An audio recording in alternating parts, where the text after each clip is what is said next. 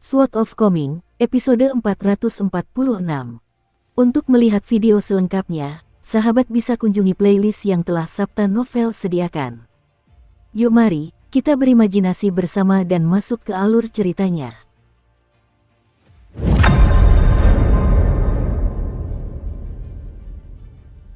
Udara dingin terasa menusuk ketika salju akhirnya mulai mencair.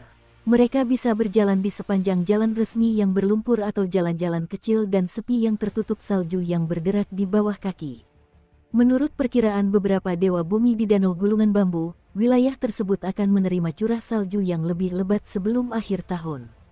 Selain Danau Gulungan Bambu, curah salju yang terjadi sekali dalam 100 tahun itu juga akan meliputi negara kuas batu serta beberapa negara bawahan Kekaisaran Vermilion bercahaya. Para kultivator pengembara dari Danau Gulungan Bambu tentu saja senang melihat ini, sementara negara-negara bawahan Kekaisaran Vermilion bercahaya kemungkinan besar akan menderita. Namun, sulit diprediksi apakah 3 kali hujan salju lebat akan memperlambat pergerakan kavaleri berat Kekaisaran Li Agung ke selatan dan dengan demikian memberi waktu bagi Kekaisaran Vermilion bercahaya yang menerapkan kebijakan bumi hangus untuk pertama kalinya sejak didirikan.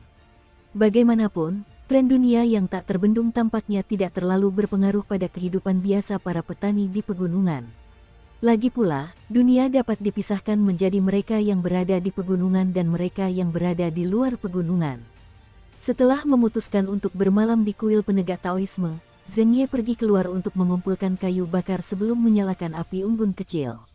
Chen Pingan masih mengenakan jubah katun tebal seperti yang dikenakannya di Pulau Ngarai Xian. Namun, dia tidak lagi membawa pedang abadi di punggungnya, melainkan mengadopsi gaya yang diciptakan Pei Qian, membawa pedang dan pedang lengkung di satu pinggulnya. Pedang lengkung itu adalah pedang yang dia buat dari bambu, sedangkan pedangnya adalah replika Agung Ku Huang yang dia beli dari Jalan Kera Menangis. Chen Pingan dan Zheng Ye makan ransum kering.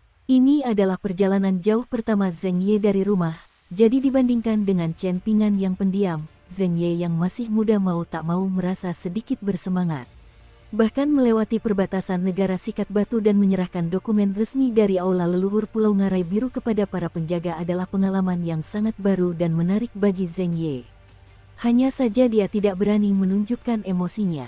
Jelas ada sesuatu yang mengganggu pikiran Tuan Chen, dan Zheng Ye tidak cukup buta atau cukup bodoh untuk tidak melihat ini.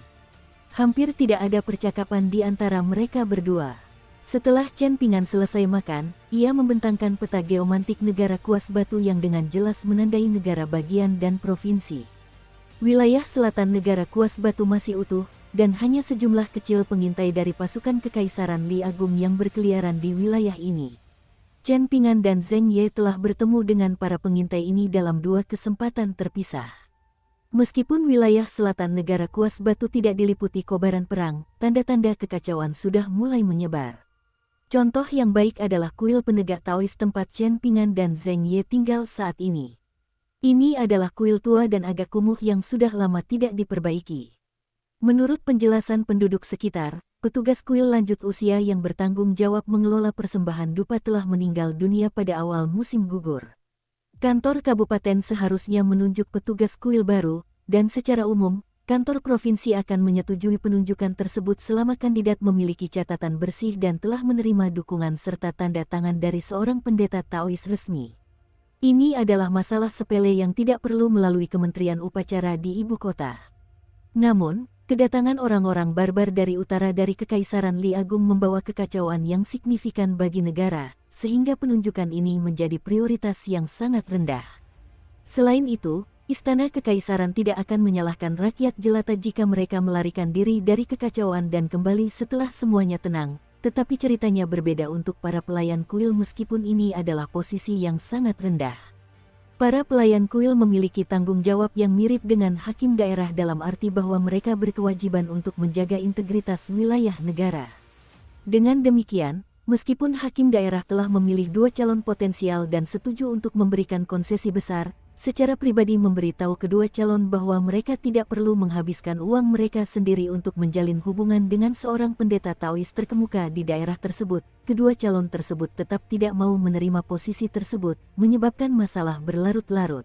Begitu para barbar utara yang telah mengepung ibu kota negara kuas batu dapat mengerahkan lebih banyak tenaga dan bergerak lebih jauh ke selatan, sangat mungkin bahwa kuil penegak Taois yang sudah kekurangan jemaah hampir tidak akan lagi menerima persembahan dupa. Dunia sedang dilanda kekacauan. Rakyat jelata hampir tidak mampu mengurus diri mereka sendiri saat ini, jadi apakah mereka punya waktu luang atau tenaga untuk mengunjungi kuil dan mempersembahkan dupa? Baru setelah mereka cukup makan, mereka akan mempertimbangkan apakah patung-patung dewa dan dewi di kuil-kuil itu cukup makan. Itulah sifat manusia. Chen Ping'an menyerahkan rak buku bambunya kepada Zheng Ye untuk dibawa, dan di dalam rak buku itu terdapat aula dunia bawah, harta karun abadi yang telah ia beli dengan meminjam uang dari ruang rahasia Pulau Ngarai Biru. Adapun Yu Gui yang mengunjungi Pulau Ngarai Sian setelahnya dan secara sukarela menjual pagoda glasir berwarna tiruan, sebuah alat spiritual tingkat tinggi, kepada Chen Ping'an. Harta karun ini untuk sementara ditempatkan di harta karun minimalisasi Chen Ping'an saat ini. 12 ruangan yang dapat memelihara hantu dan entitas yin semuanya terisi, dipenuhi dengan makhluk yang memiliki jiwa yang relatif lengkap. Selain satu individu, 11 entitas yin yang tersisa semuanya adalah penyuling ki tingkat 5 menengah yang telah mati di tangan paviliun alat. Rasa dendam mereka kuat, dan keinginan obsesif mereka bahkan lebih kuat. Meskipun kemampuan kultivasi Zheng Ye biasa-biasa saja dan kemampuan pemahamannya buruk, dia adalah seorang pemuda pekerja keras yang memiliki semangat dan vitalitas di matanya. Zheng Ye telah banyak membantu setelah meninggalkan danau gulungan bambu dan melakukan perjalanan ke utara bersama Chen Ping'an. Namun, Chen Ping'an bukanlah seorang immortal resmi yang menikmati gaya hidup mewah, jadi dia tidak membutuhkan Zheng Ye untuk melayaninya. Karena itu, terjalin hubungan yang sangat alami dan harmonis antara keduanya yang tampak seperti guru dan murid. Mereka perlu mengunjungi lebih dari 40 tempat setelah memasuki wilayah perbatasan selatan negara Sikat Batu, dan tempat-tempat ini tersebar di 8 negara bagian dan lebih dari 20 provinsi di negara tersebut. Yang sedikit membuat Zheng Ye pusing adalah kenyataan bahwa separuh dari tempat yang perlu mereka kunjungi terletak di wilayah utara negara kuas batu yang saat ini dilanda perang dan kekacauan. Akibatnya, sangat mungkin mereka perlu berinteraksi dengan orang-orang barbar dari utara, yaitu dari Kekaisaran Li Agung. Namun, Zheng Ye merasa sedikit tenang ketika ia ingat bahwa Tuan Chen juga seorang immortal. Zheng Ye yang miskin dibawa ke danau gulungan bambu sejak usia muda, dan tumbuh menjadi seorang anak laki-laki di Pulau Bulan Jerami. Dia belum pernah meninggalkan danau gulungan bambu dan berkeliling dunia bersama para tetua sebelumnya, juga belum pernah berinteraksi dengan para immortal dari pegunungan. Karena itu, dia merasakan ketakutan yang mendalam terhadap istana kekaisaran dan tentara. Hal ini tampak kekanak-kanakan, tetapi di mata Chen Ping'an, ini sepenuhnya wajar dan benar. Jika tidak, jika dia salah mengira kavaleri berat yang asing dari utara jauh sebagai kavaleri biasa dari wilayah tengah benua botol harta karun timur, kemungkinan besar dia akan mengalami nasib buruk. Apalagi kultivator tingkat 5 bawah seperti Zheng Ye, bahkan seorang immortal bumi tingkat inti emas yang kuat yang menikmati status tertinggi di negara kuas batu akan menderita konsekuensi berat jika mereka terlibat konflik dengan kavaleri berat Kekaisaran Li Agung. Bahkan, ada kemungkinan mereka akan terbunuh.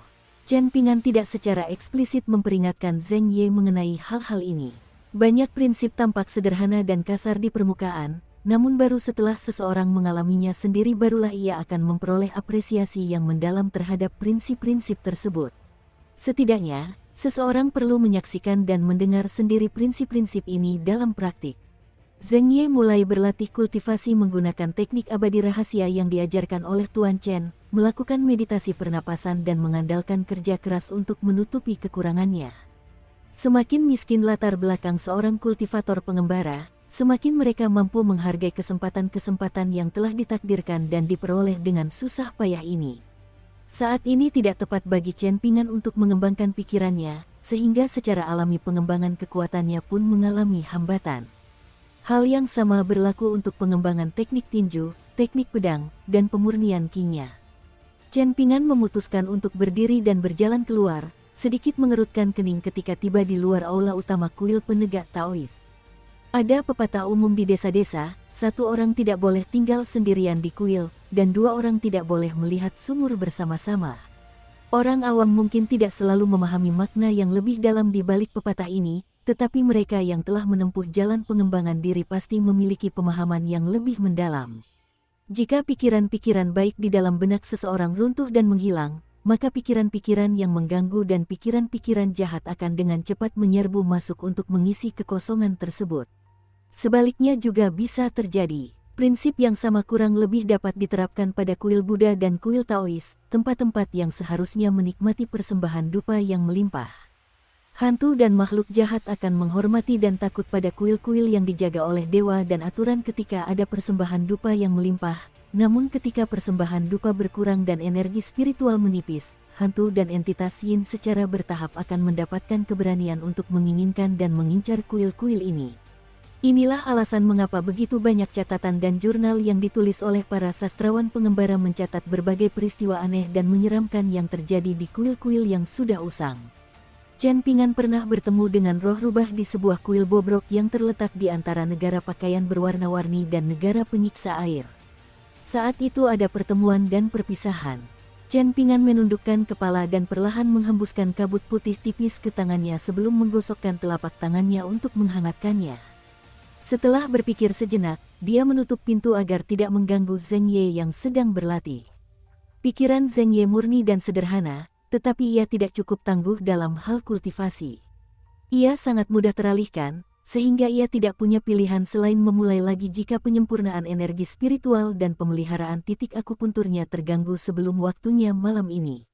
Sekali atau dua kali tidak apa-apa, tetapi jika Zheng Ye terganggu berulang kali, ada kemungkinan jalur yang tidak berwujud dan merugikan akan terbentuk dalam pikirannya, jalur yang sama sekali tidak dapat ia deteksi.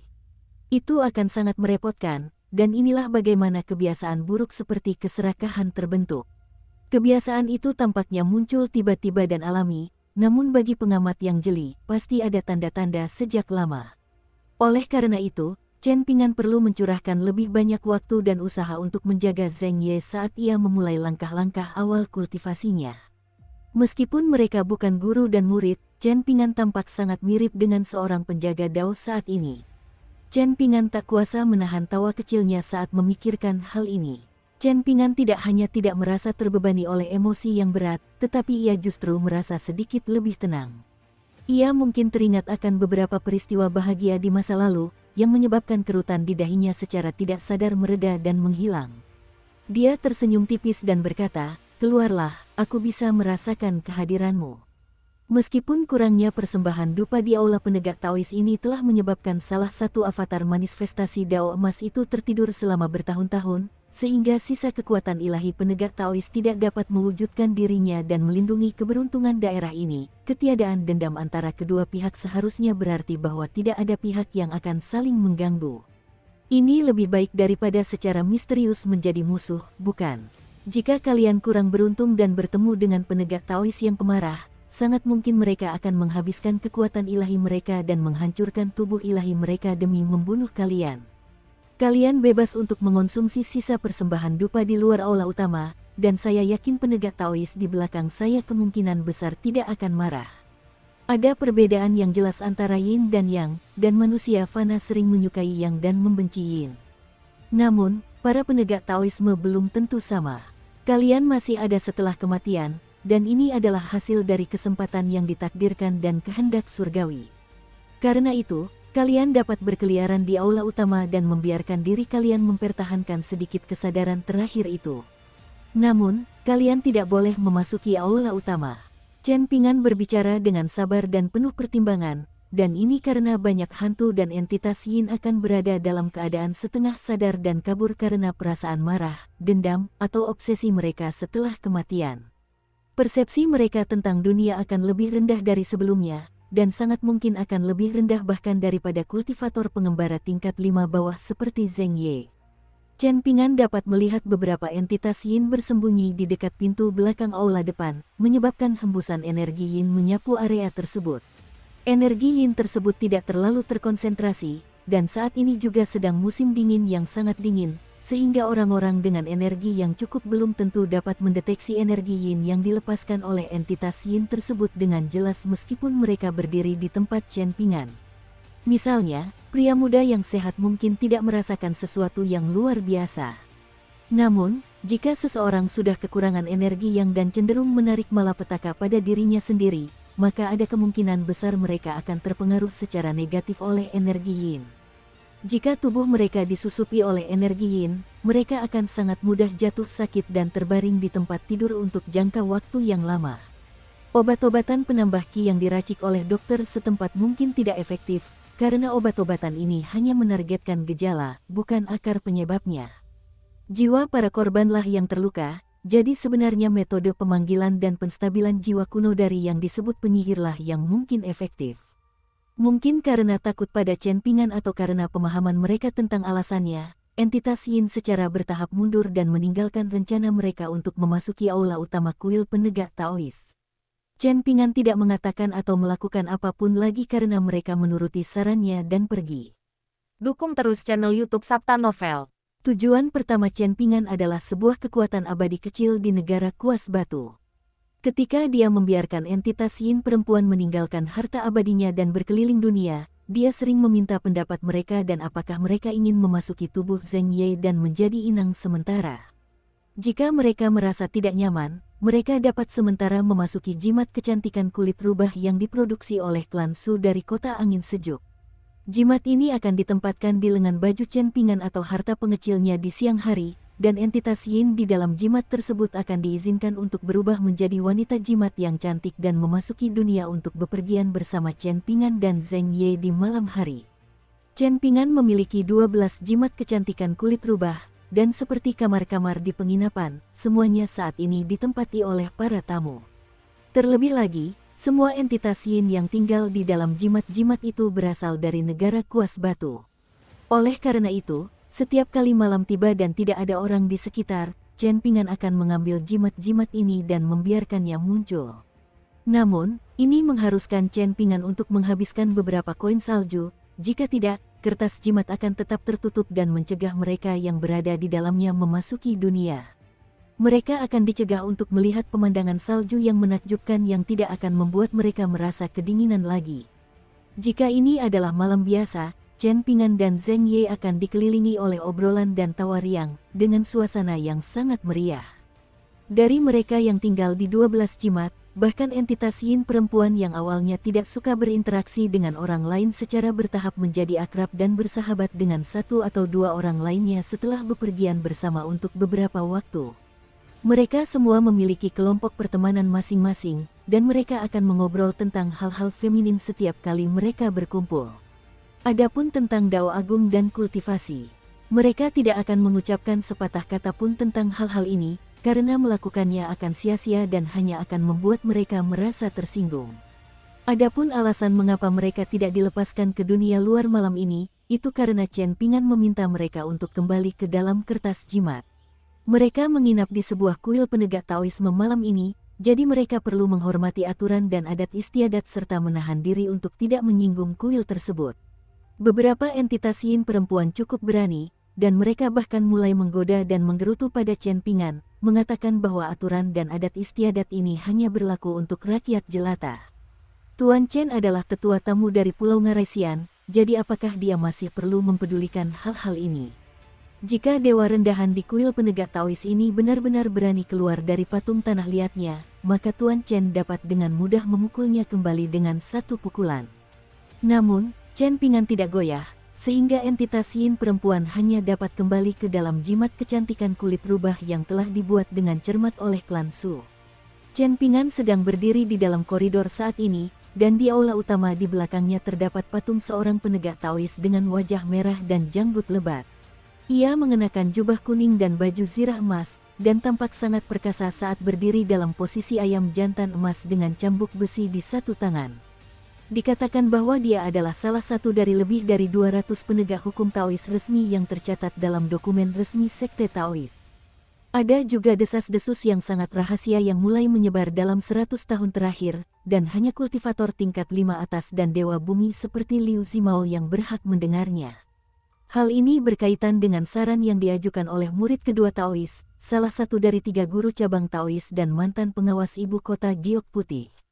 Murid kedua Taois itu juga menyandang gelar terhormat sang tak terkalahkan sejati, dan ia menyarankan agar setiap orang di 3 dunia, bahkan para guru surgawi dari Gunung Longhu, dan bahkan mereka yang bukan murid Taois dan termasuk dalam 2 ajaran lain atau 100 aliran pemikiran, harus memiliki kesempatan untuk mendapatkan posisi dan menerima pemujaan tanpa batas di aula penegak Taois yang terletak di salah satu dari 5 kota ibu kota Giok Putih jika mereka mengumpulkan cukup kebajikan dan keberuntungan.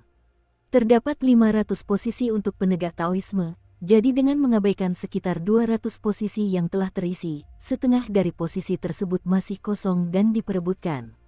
Nasib posisi-posisi ini menunggu individu-individu yang ditakdirkan. Chen Ping'an menuruni tangga dan membuat bola salju, lalu dengan lembut memadatkannya dengan tangannya. Dia tidak pergi ke aula depan, dan hanya mondar-mandir di halaman antara kedua aula tersebut. Ini mungkin bisa dianggap sebagai sikapnya yang tidak mengganggu urusan orang lain. Chen Ping'an sedang merenungkan beberapa hal.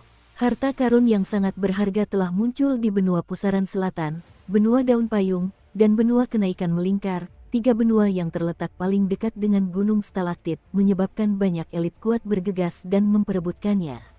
Du Mao gagal naik ke tingkatan yang lebih tinggi, tubuhnya yang berwarna keemasan dan berlapis glasir hancur berkeping-keping dan tersebar di sekitarnya. Konon, kesempatan besar yang ditakdirkan ini memicu banyak pertarungan antara kultivator tingkat 5 atas di benua botol harta karun timur. Setelah itu, ada masalah yang berkaitan dengan 500 penegak hukum Taois. Ini benar-benar tren yang tak terbendung di dunia. Di antara berbagai hal tersebut, Chen Ping'an secara pribadi telah mengalami kekacauan di benua daun payung dan bahkan sedikit terlibat di dalamnya. Untungnya, dia tidak menghadapi bahaya yang mengancam jiwa, tetapi dia memang benar-benar diperlakukan tidak adil oleh pendeta Tao muda yang telah menyerahkan kepadanya tablet giok aula leluhur Gunung Kedamaian dan Ketenangan. Zhong Kui kemudian dibunuh dan menjadi hantu karena masalah ini, kehilangan statusnya sebagai cendekiawan terhormat di Akademi Konfusianisme. Jalan Dao Agung dipenuhi dengan bahaya yang mengerikan, namun pada saat yang sama juga dipenuhi dengan hal-hal mistis yang agung.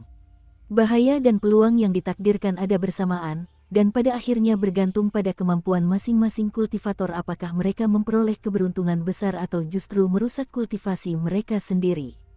Saat tren yang tak terbendung menyebar ke seluruh dunia, Zhong Kui dari Gunung Kedamaian dan Ketenangan menderita kemalangan yang tidak berbeda dengan Du Mao dari Sekte Daun Payung. Tren yang tak terbendung tidak membedakan antara baik dan buruk. Ada beberapa hal yang sebenarnya tidak selalu membantu jika kita mengetahuinya, tetapi memahami faktor-faktor di balik hal-hal tersebut jelas lebih baik daripada tetap tidak tahu apa-apa dari awal hingga akhir. Karena perjalanan ini akan membawa mereka melewati banyak negara bagian dan provinsi dari selatan hingga utara negara Sikat Batu, Chen Ping'an telah meneliti dan mempelajari banyak hal tentang istana kekaisaran dan dunia kultivasi negara tersebut saat ia masih berada di Pulau Ngarai Biru. Bangsa Kuas Batu sangat menghormati Taoisme, dan mereka dengan penuh hormat memuja seorang guru spiritual Taois pengembara sebagai guru kekaisaran mereka. Seorang Taois pengembara tentu saja adalah seorang pendeta Taois yang tidak ortodoks yang tidak termasuk dalam salah satu dari 4 cabang utama Taoisme. Ada 3 cabang yang termasuk dalam leluhur Dao, dan jubah Taois dari setiap cabang berbeda. Namun, jauh lebih mudah untuk membedakan cabang-cabang ini berdasarkan topi Taois mereka. Ada topi kembang sepatu, topi ekor ikan, dan topi bunga teratai. Tergantung pada status seorang pendeta Taois, banyak detail halus pada topi Taois mereka juga akan berbeda.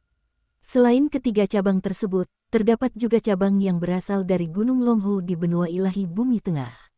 Cabang Taoisme ini dapat dianggap sebagai cabang asli dari dunia agung. Menurut desas-desus, guru besar Taois itu memberikan kontribusi besar dalam menghalangi majunya pasukan barbar dari utara dari Kekaisaran Li Agung ke arah selatan.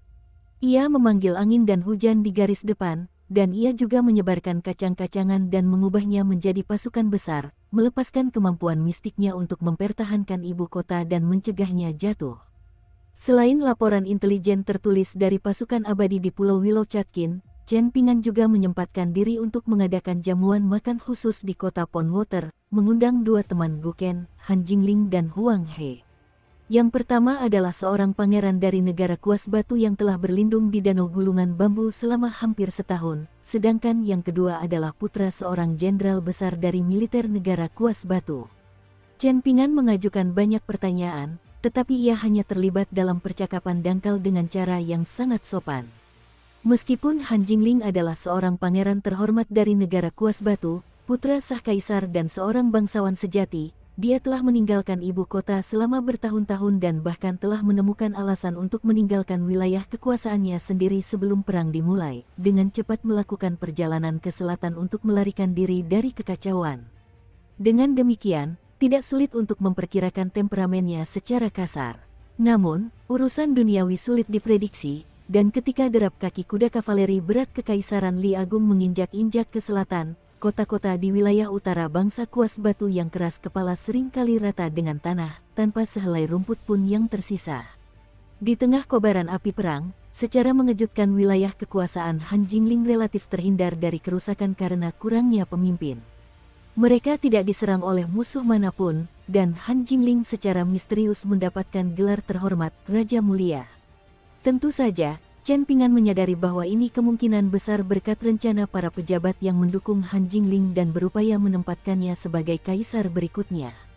Ketika Han Jingling berhadapan langsung dengan akuntan yang sangat terkenal dari Pulau Ngarai Biru, dia secara alami menceritakan semua yang dia ketahui, bahkan sampai seolah-olah dia ingin mencabut otaknya untuk diperlihatkan kepada Tuan Chen, pemuda yang telah mencapai banyak prestasi besar di Danau Gulungan Bambu. Huang He telah meninggalkan Danau Gulungan Bambu untuk sementara waktu, bertemu dengan ayahnya yang telah membelot ke kavaleri berat Kekaisaran Li Agung. Bersama-sama, mereka berdua menyusun strategi bagaimana mereka dapat mendukung Han Jingling dan mengangkatnya sebagai kaisar berikutnya dari negara Kuas Batu. Menurut rumor, mereka telah bertemu dengan Su Gaoshan, jadi mereka sekarang kembali ke kota air kolam di Danau Gulungan Bambu untuk menyampaikan kabar baik kepada Han Jingling. Chen Ping'an tidak memberi mereka berdua kesempatan untuk mendekatinya dan memanggilnya saudara. Tentu saja, Han Jingling dan Huang He tidak memiliki keberanian untuk melakukannya. Namun, temperamen mereka sedikit berbeda, dengan Han Jingling menjadi relatif rendah hati setelah negaranya jatuh ke dalam kekacauan. Jadi, apa yang akan terjadi setelah ia berhasil naik tahta dan menjadi kaisar berikutnya dari negara Kuas Batu? Akankah ia menyesali perilakunya yang terlalu merendah di jamuan makan yang diadakan di kota air kolam? Ia kemungkinan besar belum memikirkan hal itu sejauh ini. Sementara itu, Chen Ping'an sama sekali tidak peduli tentang hal ini. Adapun Huang He, ia tampak lebih hormat dan rendah hati di hadapan Chen Ping'an. Namun, di balik penampilan luarnya tersembunyi serangkaian emosi yang perlahan-lahan mengencang seperti tali busur. Ini karena Jenderal Su Gaoshan dari Kekaisaran Li Agung bagaikan gunung menjulang yang memberikan kepercayaan diri luar biasa kepada pasukan klan Huang. Ketika mereka benar-benar menjalin hubungan yang baik dengan gunung yang agung ini, ia tidak perlu lagi mempedulikan si iblis kecil Guken yang sudah kehilangan giginya. Tidak hanya itu, bahkan Chen Ping'an kemungkinan besar perlu memperlakukannya dengan sopan santun dan hormat jika mereka bertemu lagi di masa depan. Chen Ping'an telah mengamati secara diam-diam gerak-gerik halus pikiran manusia ini. Adapun laporan intelijen tertulis dari Pulau Willow Chatkin, terungkap bahwa Kaisar Negara Sikat Batu telah mengeluarkan dekrit dan membuat deklarasi kepada Istana Kekaisaran, yang menggambarkan ayah Huang He sebagai orang yang arogan, tidak setia, dan pengkhianat yang mendatangkan bencana bagi rakyat. Hal ini sangat kontras dengan gelar Jenderal yang Setia yang diberikan kepadanya oleh Kaisar sebelumnya. Huang He hanya sedikit berbicara saat minum bersama Chen Ping'an dan Han Jingling, dan baru ketika mereka membahas masalah ini ia menjadi lebih bersemangat dan tersenyum lebar. Ia mengungkapkan bahwa ayahnya sama sekali tidak marah setelah mendengar pernyataan ini, dan hanya berkomentar, Kaisar benar-benar bingung dan jengkel. Chen Ping'an meminum secangkir anggur sendirian sambil melihat ekspresi Huang He yang muda dan bersemangat.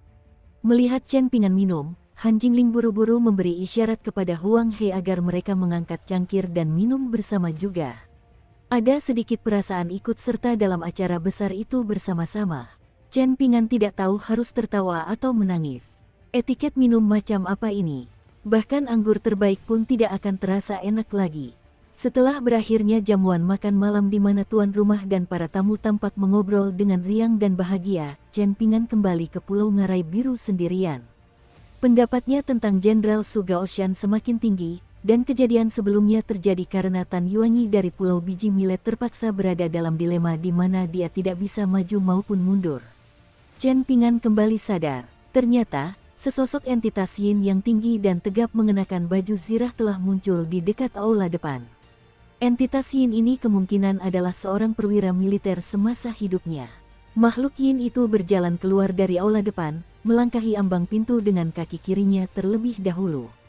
Dia menangkupkan tinjunya dan berkata, "Yang mulia dewa, saya dan bawahan saya tadi bertindak di luar batas, dan kami hampir mengganggu penegak Tao di aula utama.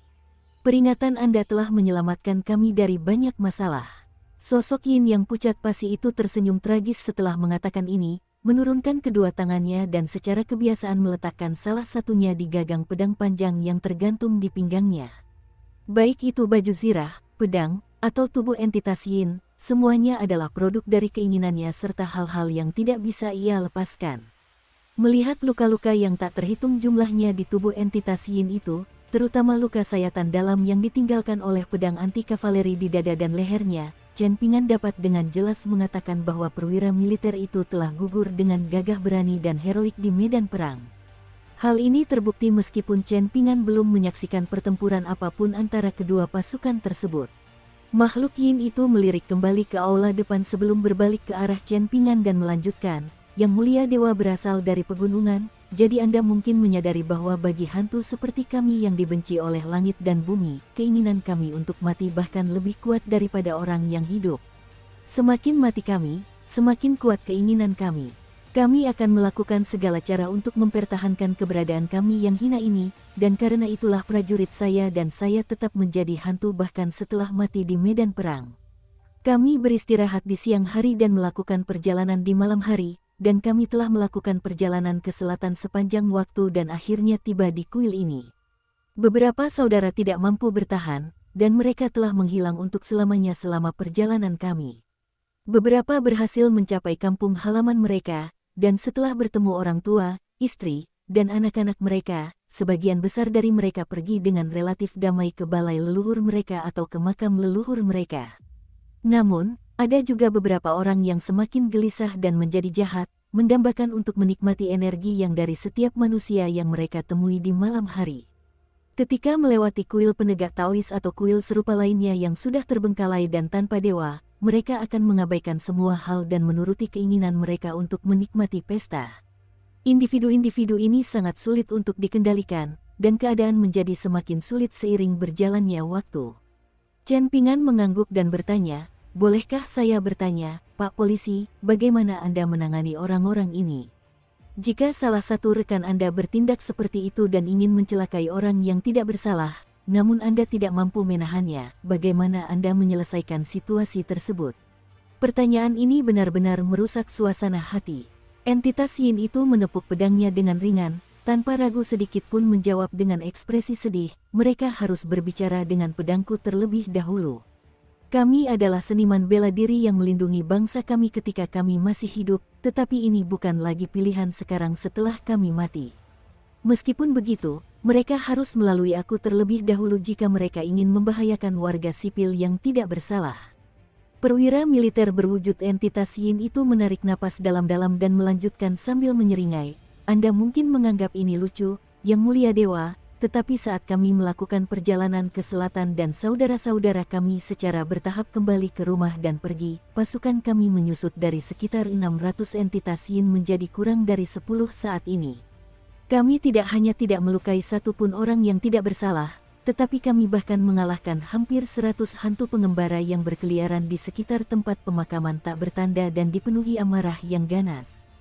Namun, sungguh disayangkan bahwa para kultivator yang menyertai pasukan kita semuanya melarikan diri, masing-masing melarikan diri lebih cepat dari yang lain.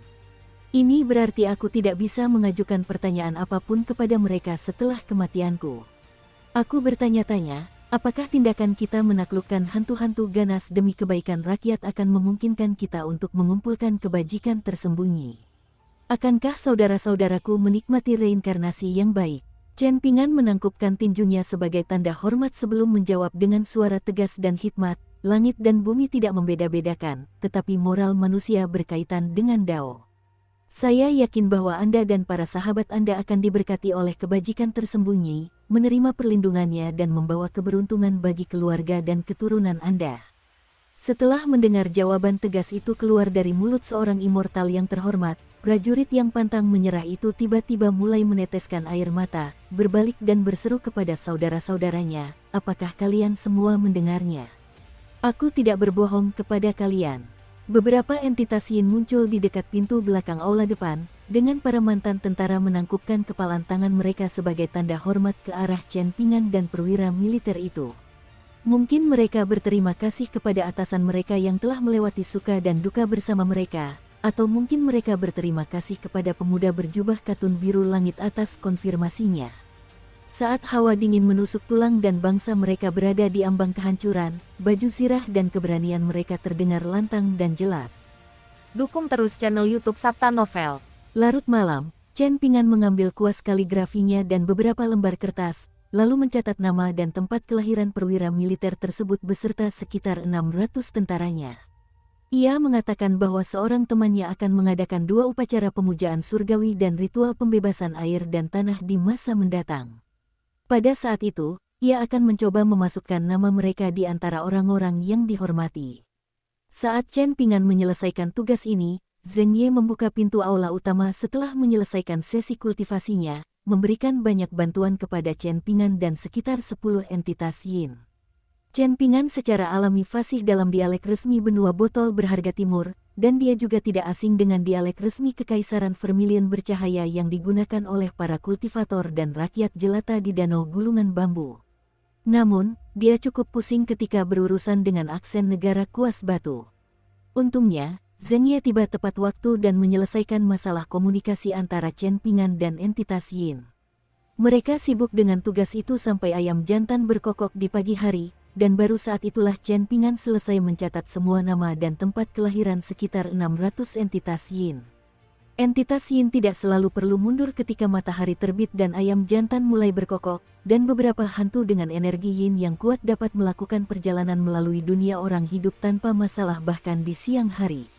Tentu saja, ini selama mereka menghindari terik matahari siang. Gagasan tentang entitas yin yang mundur untuk beristirahat ketika ayam jantan berkokok mirip dengan gagasan manusia bangun untuk bekerja di pagi hari, ini tidak lebih dari alam.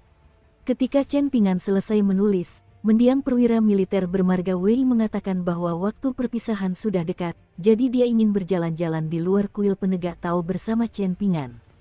Chen Pingan tentu saja tidak akan menolak permintaannya. Ketika mereka berdua berjalan melewati aula depan dan keluar dari kuil, perwira militer dari negara kuas batu terkekeh pelan dan bertanya, "Yang mulia Dewa Chen, apakah Anda seorang dewa resmi dari negara lain?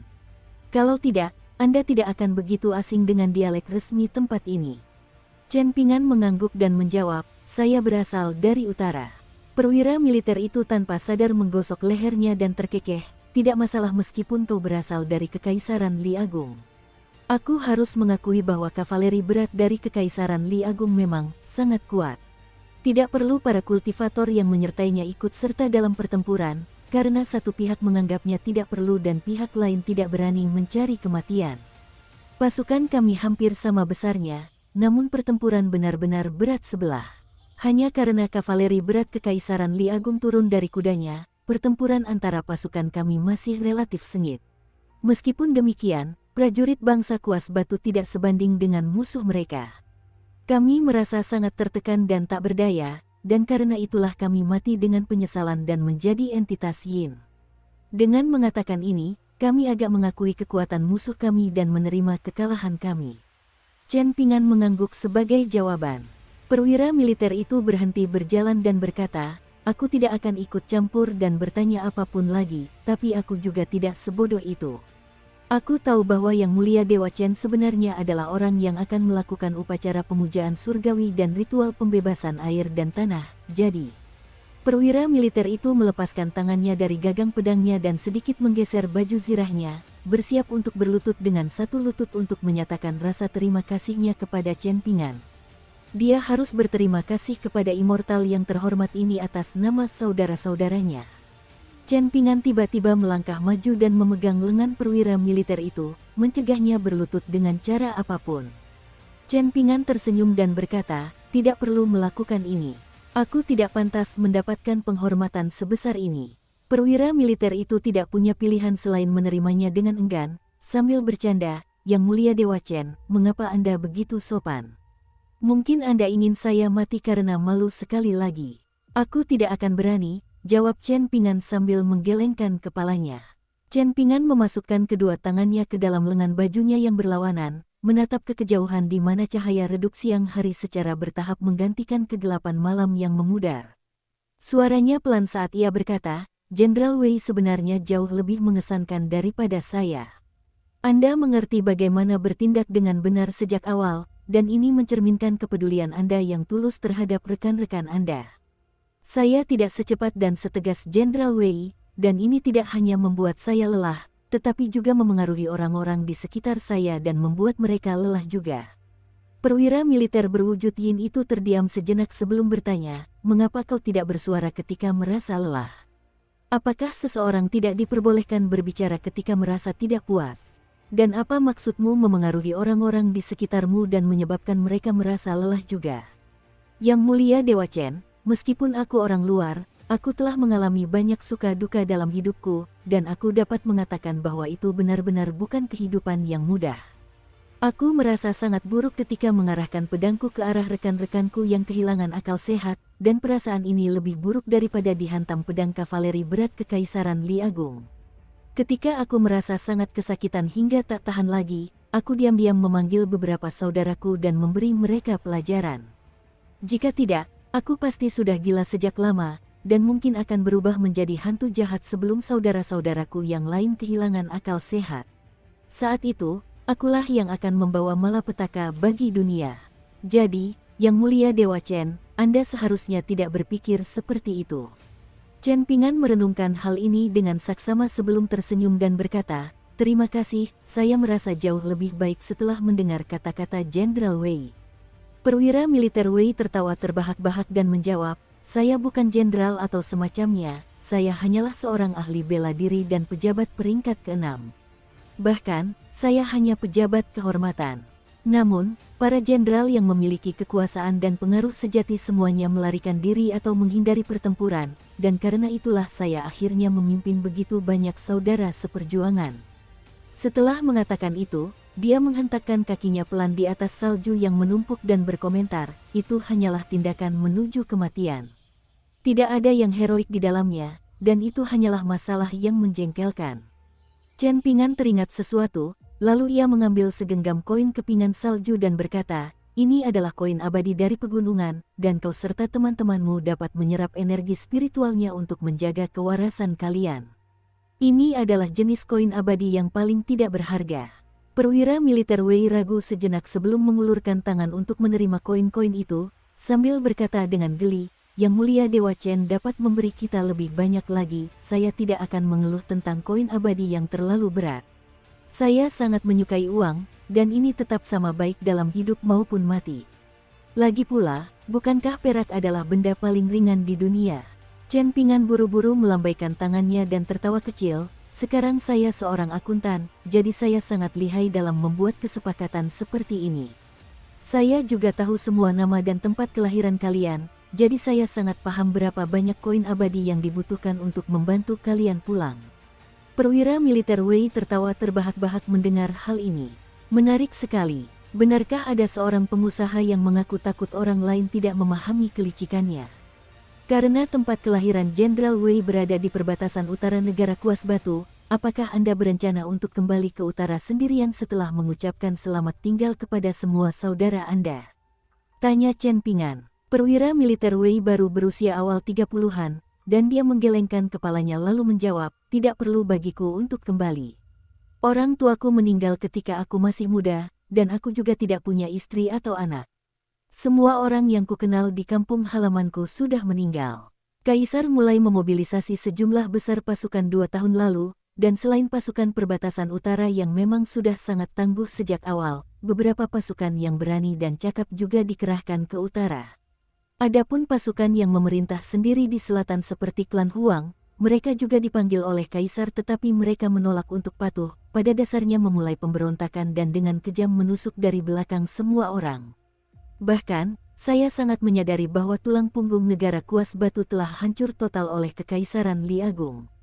Jika Jenderal Wei bersedia, Anda dapat pergi ke kota Pagoda Awan di Danau Gulungan Bambu setelah menyelesaikan urusan Anda, kata Chen Pingan perlahan. Anda dapat mencari kultivator pedang tingkat 8 bernama Dusehu, dan jika dia tidak ada di kota, maka Anda dapat mencari klan Liu di jalur Plum dan meminta pemimpin klan mereka untuk memperkenalkan dan membawa Anda ke kota Pagoda Awan. Terlepas dari apakah kau melalui Dusehu atau klan Liu, seseorang dari Pulau Ngarai Biru pasti akan menyambutmu jika kau memberitahu mereka bahwa kau adalah teman Chen Pingan. Kau bisa menetap di dekat pintu masuk Gunung Pulau Ngarai Biru dan tinggal sementara di tempat Zheng Ye terlebih dahulu. Kau bisa menunggu kami kembali ke sana. Jika Jenderal Wei bersedia melakukan ini, aku bisa menulis surat untukmu dan juga memberimu kenang-kenangan. Perwira militer Wei tersenyum dan bertanya, mungkin Yang Mulia Dewa Chen atau salah satu temanmu mahir dalam dao hantu. Mungkin kau ingin mengangkatku menjadi Jenderal Hantu. Aku mengajukan pertanyaan ini hanya karena Yang Mulia Dewa Chen adalah dermawan besar bagiku. Kalau tidak, aku tidak akan mengatakan apapun dan hanya akan setuju secara lahiriah. Setelah itu, aku akan berkeliling kemana-mana tetapi menolak untuk pergi ke Danau Gulungan Bambu. Mohon maafkan saya karena terlalu jujur, Yang Mulia Dewa Chen. Sejujurnya, saya sama sekali tidak tertarik untuk bertarung lagi. Jika memungkinkan, saya lebih memilih untuk tidak melakukan apapun dan menunggu untuk menghilang sedikit demi sedikit. Saya akan menerima takdir saya. Saya hanya berharap dapat membalas kebaikan Yang Mulia Dewa Chen di kehidupan saya selanjutnya. Chen Pingan menggelengkan kepalanya dan menjawab, meskipun aku mengetahui beberapa teknik rahasia yang berkaitan dengan dao hantu dan memiliki 2 alat spiritual yang mampu menampung hantu dan entitas yin, harapanku bukanlah untuk mengubah Jenderal Wei menjadi alatku. Sebaliknya, aku hanya tidak ingin melihat Jenderal Wei menghilang dari dunia begitu saja. Jika kau percaya padaku dan memutuskan untuk pergi ke Pulau Ngarai Xian, kau bebas memutuskan apakah akan tinggal atau pergi di masa depan. Bahkan, aku tidak akan setuju meskipun Jenderal Wei secara sukarela meminta untuk menjadi Jenderal Hantu. Ini adalah permintaan yang memalukan sekaligus permintaan yang merendahkan diri sendiri. Perwira militer Wei menangkupkan tinjunya dan berkata, jaminanmu menenangkan pikiranku. Hidup sehari lebih lama tetaplah sehari lebih lama. Adapun berapa banyak koin abadi Yang Mulia Chen yang kuhabiskan selama ini, izinkan aku mengulangi janji tanpa malu itu lagi. Aku hanya bisa berharap untuk membalas budimu di kehidupan selanjutnya. Jika aku tidak mendapat kesempatan untuk membalas budimu, maka kita hanya bisa mengatakan bahwa Yang Mulia Chen masih perlu banyak belajar sebagai seorang akuntan. Chen Pingan meraih labu penunjang pedangnya dan meneguk anggur. Ini adalah kasus langka di mana Chen Pingan minum karena dia memang ingin, bukan karena dia perlu menyegarkan diri dan membangkitkan semangatnya. Chen Pingan menulis surat setelah kembali ke kuil penegak Taoisme, dan dia juga menyerahkan jimat penerangan energi yang dan gulungan bambu kecil yang terbuat dari sebatang bambu ungu kepada perwira militer Wei. Pada akhirnya, Chen Pingan diam-diam juga memberinya koin panas yang lebih kecil. Hari sudah pagi ketika Chen Pingan menyelesaikan semua ini. Semua entitas yin untuk sementara mundur dan beristirahat di aula depan kuil penegak Taois. Chen Pingan kembali ke aula utama dan disambut oleh Zheng Ye yang telah selesai mengemasi semuanya dan membawa tas bambu, siap untuk pergi. Chen Pingan menangkupkan tinjunya ke arah patung dewa yang dicat dan meminta maaf dengan suara pelan, kami berdua bermalam di sini, dan kelompok entitas yin itu juga mencari perlindungan di aula depan, maaf telah mengganggu Anda. Zheng Ye tidak punya pilihan lain selain menangkupkan tinjunya dan meminta maaf juga. Mereka keluar dari aula utama, dan ketika mereka berjalan melewati aula depan, perwira militer Wei hanya menangkupkan tinjunya untuk mengucapkan selamat tinggal. Dia tidak membuka mulutnya untuk mengatakan apapun lagi. Chen Pingan dan Zheng Ye melanjutkan perjalanan ke utara setelah meninggalkan kuil penegak Taois. Saat mereka berjalan melewati tanah bersalju, Zheng Ye bertanya dengan suara pelan, Tuan Chen, bolehkah saya mengajukan pertanyaan? Saat itu, Chen Pingan sedang membungkuk dan dengan santai mengambil salju untuk membasuh wajahnya, lalu ia menjawab sambil tersenyum, silakan.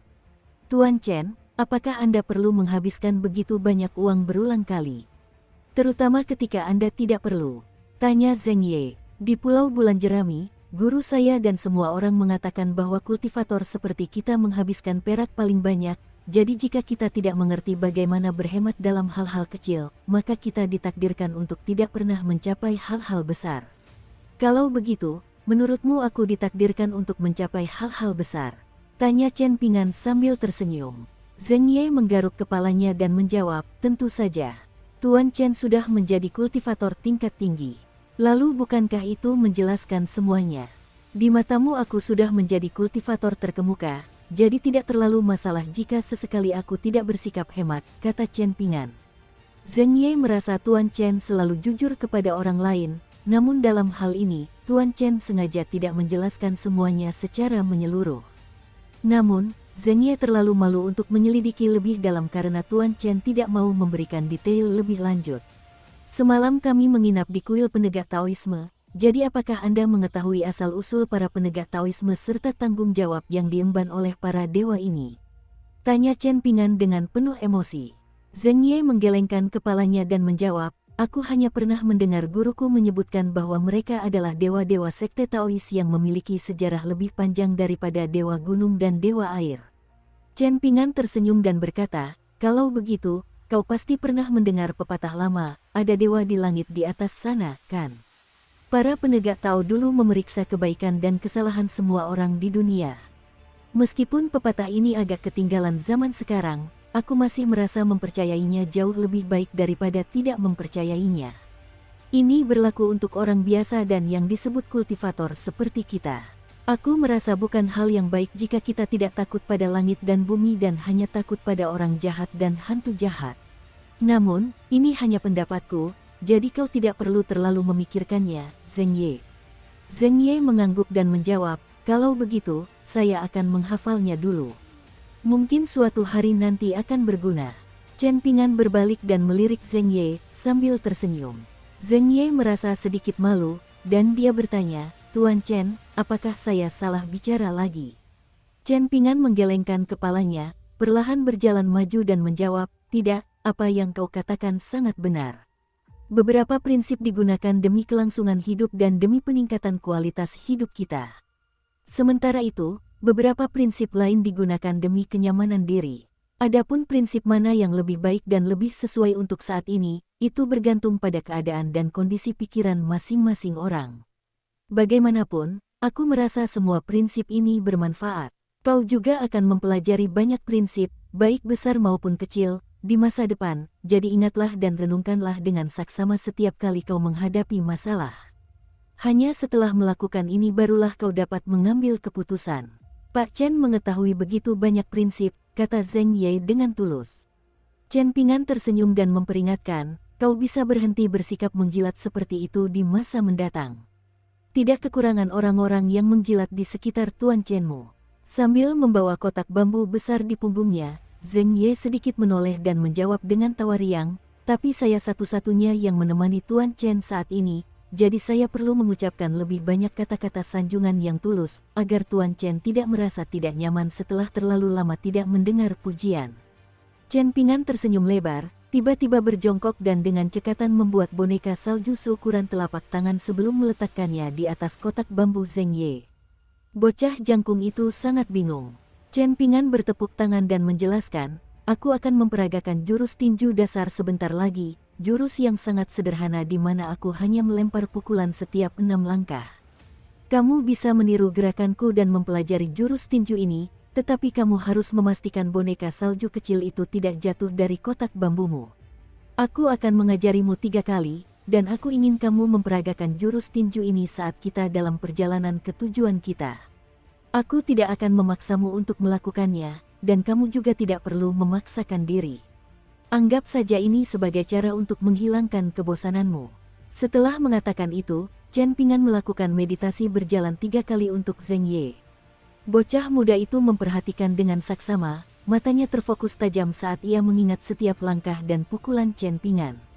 Chen Pingan melihat semua ini, dan dia menyuruh Zheng Ye untuk mencoba sendiri jurus tinju tersebut. Gerakan Zheng Ye stabil dan akurat, dan dia tampaknya berhasil melakukan kuda-kuda tinju bahkan lebih baik daripada percobaan pertama Chen Ping'an di lorong fas tanah liat. Namun, Chen Ping'an malah menghela napas dalam hati. Zheng Ye mampu menangkap gerakan-gerakannya, tetapi bukan esensi dari jurus tinju, artinya akan membutuhkan waktu bertahun-tahun baginya untuk memahami dan menguasai dasar-dasarnya. Kemampuan Zheng Ye dalam memahami teknik tinju jauh lebih rendah daripada bocah kurus dan rapuh yang memegang kapak dan berdiri di depan Chen Ping'an di kota yang terletak di prefektur Bluser, negara pakaian berwarna-warni. Namun, ini bukanlah masalah mendesak. Seperti yang dikatakan Chen Ping'an, melakukan jurus tinju ini hanyalah cara bagi Zheng Ye untuk menghilangkan kebosanan dan menghabiskan waktu, agar mereka tidak perlu saling menatap dan berjalan dalam keheningan yang canggung saat bepergian dari satu tempat ke tempat lain. Lagi pula, jimat kecantikan kulit rubah tidak bisa diambil dan diaktifkan terlalu sering. Selain itu, Chen Ping'an benar-benar takut pada entitas yin perempuan yang semakin lincah dan tak terkendali dalam berbicara. Biarlah jika mereka menggoda Zheng Ye, tetapi mengapa mereka bertaruh secara diam-diam dan datang menghampirinya untuk menggodanya dengan canggung juga? Bukankah mereka mencari rasa malu dan penghinaan? Berapa banyak bahaya yang telah diatasi Chen Ping'an, dan berapa banyak peristiwa besar yang telah disaksikannya? Zheng Ye pada akhirnya adalah seorang ahli pemurnian Qi yang dibesarkan dengan lebih banyak uang daripada keterampilan sebenarnya di Pulau Tajmun. Karena itu, dia hanya berhasil menangkap bentuk permukaan dari meditasi berjalan sang pemandu pengguncang gunung meskipun fisiknya sangat kuat. Jika Chen Ping'an tidak mengatakan apapun, maka Zheng Ye akan merasa cukup puas dengan dirinya sendiri, terutama karena boneka salju kecil di kotak bambunya tetap tegak dan stabil sepanjang waktu. Dukung terus channel YouTube Sabta Novel. Chen Ping'an tidak lagi melakukan meditasi berjalan setelah menunjukkannya kepada Zheng Ye sebanyak 3 kali. Ia sesekali mengambil beberapa peta geomansi untuk dipelajari. Malam tiba, dan mereka berdua berencana untuk mendirikan kemah di alam liar. Bagaimanapun, ini tidak akan menjadi masalah selama tidak turun salju. Chen Ping'an mengambil sebuah jimat kecantikan kulit rubah yang di dalamnya terdapat entitas yin perempuan bernama Su Xinzai. Saat masih hidup, ia adalah kultivator tingkat tempat tinggal, dan ia berasal dari klan di negara kuas batu tempat ayahnya lebih menyukai laki-laki daripada perempuan. Seorang kultivator dari kekuatan abadi tertarik pada bakatnya ketika ia masih muda, dan ia pun dibawa ke Gunung Penghalang Kuning untuk secara resmi memulai jalan kultivasi. Su Xinzai berkultivasi selama sekitar selusin tahun tanpa pernah kembali ke rumah, dan ia telah memutuskan semua ikatan emosional dengan klannya. Suatu ketika ayahnya pergi ke kaki Gunung Penghalang Kuning untuk meminta bertemu dengan putrinya, namun Su Xinzai tetap tinggal di gunung dan menolak untuk memenuhi permintaannya. Ayahnya berharap dia dapat membantu saudara laki-lakinya dalam ujian kekaisaran, namun harapannya pupus dan dia hanya bisa mengumpat dan mengutuk saat kembali, berbicara dengan cara yang paling keji. Sangat sulit membayangkan bahwa seorang ayah dapat mengatakan hal-hal menjijikkan seperti itu tentang putrinya sendiri. Dengan diam-diam membuntuti ayahnya, Su Xinzai mendengar semuanya dengan jelas, membuatnya merasa sangat sedih dan patah hati. Awalnya ia berencana membantu klannya kali ini saja, namun akhirnya ia memutuskan untuk memutuskan semua hubungan dengan dunia fana untuk selamanya, dan kembali ke gunung untuk berkultivasi. Terakhir kali Su Xinzai meninggalkan gunung untuk berlatih, dia dan 2 saudari sektenya diculik oleh seorang tetua tingkat gerbang naga dari Pulau Ikan Putih di Danau Gulungan Bambu. Pada akhirnya, Su Xinzai meninggal dengan tragis karena dimakan oleh naga banjir itu. Adapun kedua saudari sektenya, mereka telah lama meninggal di tangan tetua dari Pulau Ikan Putih itu. Selalu ada senyum menawan di wajah ekspresif Su Xinzai setiap kali dia muncul dari jimat kecantikan kulit rubah. Dia adalah orang yang paling berpikiran terbuka dan suka berpetualang di antara 12 entitas yin perempuan yang tinggal di dalam jimat, dan dialah dalang di balik banyak trik yang digunakan untuk menggoda Zheng Ye. Chen Ping'an benar-benar tidak akan berani melepaskannya dari jimat itu jika bukan karena mereka akan memasuki wilayah kekuasaan Gunung Penghalang Kuning. Mengenai situasi terkini di Gunung Penghalang Kuning, Chen Ping'an telah menceritakan semua yang dia ketahui kepada Su Xinzai. Guru terhormat yang sangat dirindukannya telah meninggal beberapa tahun yang lalu, tetapi keadaan Gunung Penghalang Kuning saat ini masih cukup stabil. Lagi pula, itu hanyalah kekuatan abadi kelas 2 di negara kuas batu, dan kekuatan menengah seperti itu secara mengejutkan mampu menghindari kobaran api perang yang dahsyat dengan relatif mudah. Pasukan abadi tingkat ketiga dan yang lebih lemah akan dianeksasi dan ditelan oleh pasukan tetangga yang lebih kuat, sementara pasukan kelas 1 teratas akan dengan mudah menarik perhatian dan masalah karena ukuran dan kekuatan mereka. Pasukan-pasukan perkasa ini dihadapkan pada dilema besar tentang bagaimana mereka harus menghadapi istana kekaisaran bangsa kuas batu atau kavaleri berat kekaisaran Li Agung. Satu kesalahan saja, dan mereka bisa mengundang kobaran api amarah yang menghancurkan diri mereka sendiri. Terdapat sekitar 30 kultivator di Gunung Penghalang Kuning, yang semuanya adalah immortal resmi yang terdaftar di departemen terkait. Ditambah dengan para pelayan dan bawahan, maka saat ini ada sekitar 200 orang di Gunung Penghalang Kuning. Keinginan terakhir Su Xinzai adalah kembali ke Gunung Penghalang Kuning dan mempersembahkan 3 batang dupa di makam gurunya dan aula leluhur. Dia tidak memiliki keinginan lain selain itu. Bahkan, dia tidak ingin tinggal di aula dunia bawah atau pagoda glasir berwarna tiruan. Yang mengejutkan, Su Xinzai tidak menggoda Zheng Ye atau petugas pembukuan Chen Pingan saat muncul kali ini. Zheng Ye merasa hal ini aneh, sementara Chen Pingan sama sekali tidak terkejut. Dia pulang ke rumah dengan perasaan yang campur aduk. Zheng Ye merasa sangat senang melihat Su Xinzai. Pikiran dan perasaannya murni dan jernih. Chen Pingan menyadari perasaannya, dan Su Xinzai juga menyadarinya. Namun, dia berpura-pura tidak menyadarinya. Dibandingkan dengan wanita yang lebih dewasa, wanita muda lebih mengandalkan cinta pada pandangan pertama saat menjalin hubungan. Para pria terpesona oleh kecantikan wanita, sementara wanita tertarik pada ketampanan pria. Ini adalah aturan yang tak tergoyahkan dan tidak perlu diherankan. Zheng Ye yang malang bernasib sedikit lebih baik daripada Ma Yuanzi dari kediaman Vermilion Chot, tetapi hanya dengan selisih yang sangat kecil sehingga benar-benar tidak akan membuat perbedaan apapun. Chen Pingan mengubah rencananya setelah melihat kerutan di dahi dan ekspresi khawatir Su Xinzai, menyuruh Zheng Ye untuk tidur selama 2 jam setelah selesai berlatih. Mereka kemudian akan melanjutkan perjalanan di malam hari. Ini adalah kesempatan langka bagi Zheng Ye untuk melakukan sesuatu untuk Su Xinzai, jadi dia dengan spontan menepuk dadanya dengan keras dan setuju tanpa ragu. Chen Pingan tak kuasa menepuk dahinya melihat ini. Zheng Ye memang masih muda dan jarang berinteraksi dengan wanita muda. Meskipun begitu, Chen Pingan tetap memberi Zheng Ye kesempatan, pergi sendirian dan meninggalkan Su Xinzai di dekat api unggun untuk bertindak sebagai penjaga dao sementara bagi Zheng Ye yang sedang berkultivasi. Chen Pingan diam-diam meninggalkan kedua pedang terbangnya di dekat api unggun sebelum berjalan menyusuri jalan setapak kecil di punggung gunung tempat salju tebal dan dedaunan pinus sesekali berderak dan berderak di bawah kakinya. Berbalik dan melirik ke belakang, dia melihat Su Xinzai memegang ujung gaunnya dan berlari cepat, sengaja membuat langkah kakinya sekeras mungkin dan meninggalkan jejak langkah yang panjang di belakangnya. Kemampuannya melakukan ini bukan karena dia adalah kultivator tingkat tempat tinggal semasa hidupnya. Sebaliknya, itu cukup mudah dicapai dengan menggunakan jimat kecantikan kulit rubah yang sangat mahal yang dibuat oleh klan Su dari kota angin sejuk. Di dunia yang luas ini terdapat berbagai macam hal aneh dan menakjubkan. Saat para kultivator mendaki selangkah demi selangkah dan memandang sekeliling, mereka akhirnya akan dapat menyaksikan pemandangan yang lebih menakjubkan daripada yang ada di kaki gunung. Su Xinzai tiba di samping Chen Pingan, berjalan berdampingan dengannya dan berkata sambil tersenyum, "Tuan Chen benar-benar buruk dalam urusan perjodohan. Tidakkah Anda tahu bahwa saya sama sekali tidak tertarik pada Zheng Ye, bocah muda yang konyol itu?" Chen Pingan tersenyum kecut dan menjawab, "Tidak apa-apa jika kau tidak menyukainya, dan bukan berarti aku akan memaksamu melakukan sesuatu yang bertentangan dengan keinginanmu. Namun, kau juga tidak seharusnya sengaja membuatnya sedih.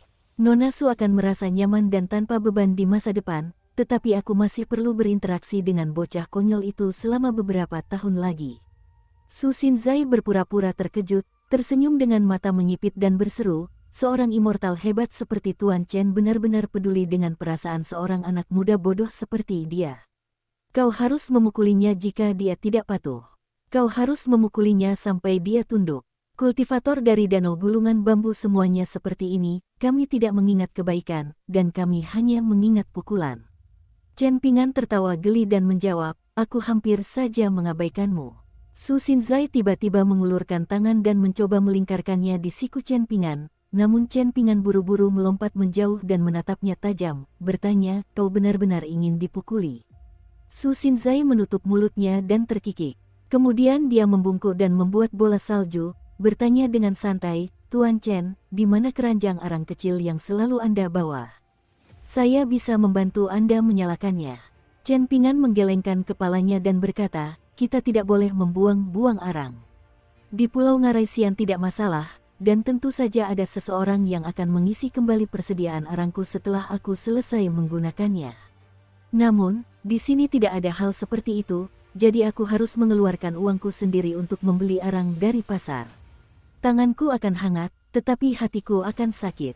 Meskipun Su Xinzai telah muncul di dunia nyata berkali-kali selama perjalanan, sehingga ia dapat menyaksikan sifat kikir Chen Pingan sejak awal, ia tetap merasa aspek Chen Pingan ini sangat baru dan menarik.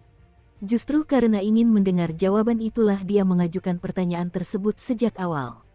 Su Xinzai berjalan di depan Chen Pingan sebelum tiba-tiba berjalan mundur sambil terkikik, ketika kita sampai di Gunung Penghalang Kuning, Tuan Chen pasti harus makan mahua renyah di Jalan Osmanthus yang terletak di kota kecil di kaki gunung.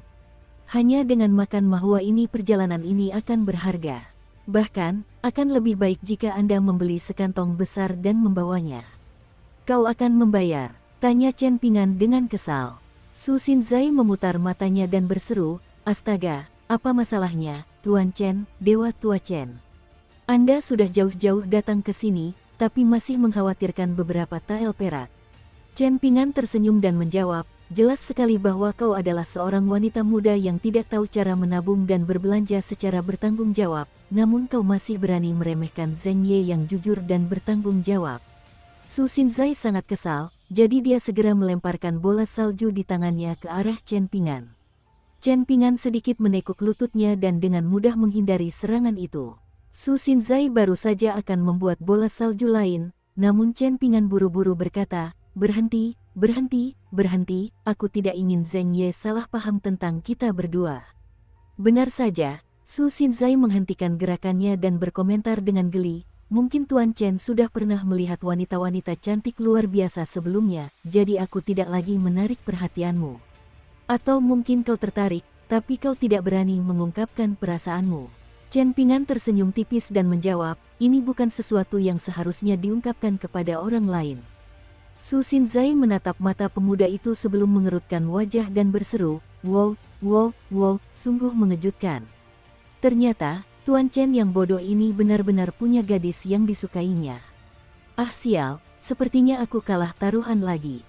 Chen Pingan hanya tersenyum dan tidak memberikan tanggapan. Pada akhirnya, Chen Pingan menyuruh Su Xinzai untuk kembali ke tempat Zheng Ye berada sebelumnya, dengan mengatakan bahwa dia masih akan berjalan-jalan sebentar. Su Xinzai bercanda bahwa Chen Pingan adalah rubah tua yang licik meskipun masih muda, dan sulit untuk mengatakan berapa banyak wanita muda yang telah menjadi korbannya sehingga ia menjadi sangat teliti. Chen Pingan menerima hal itu sebagai pujian, tanpa membantah ucapan Su Xinzai. Su Xinzai berjalan kembali ke tempat Zheng Ye berada dan berjongkok di samping api unggun.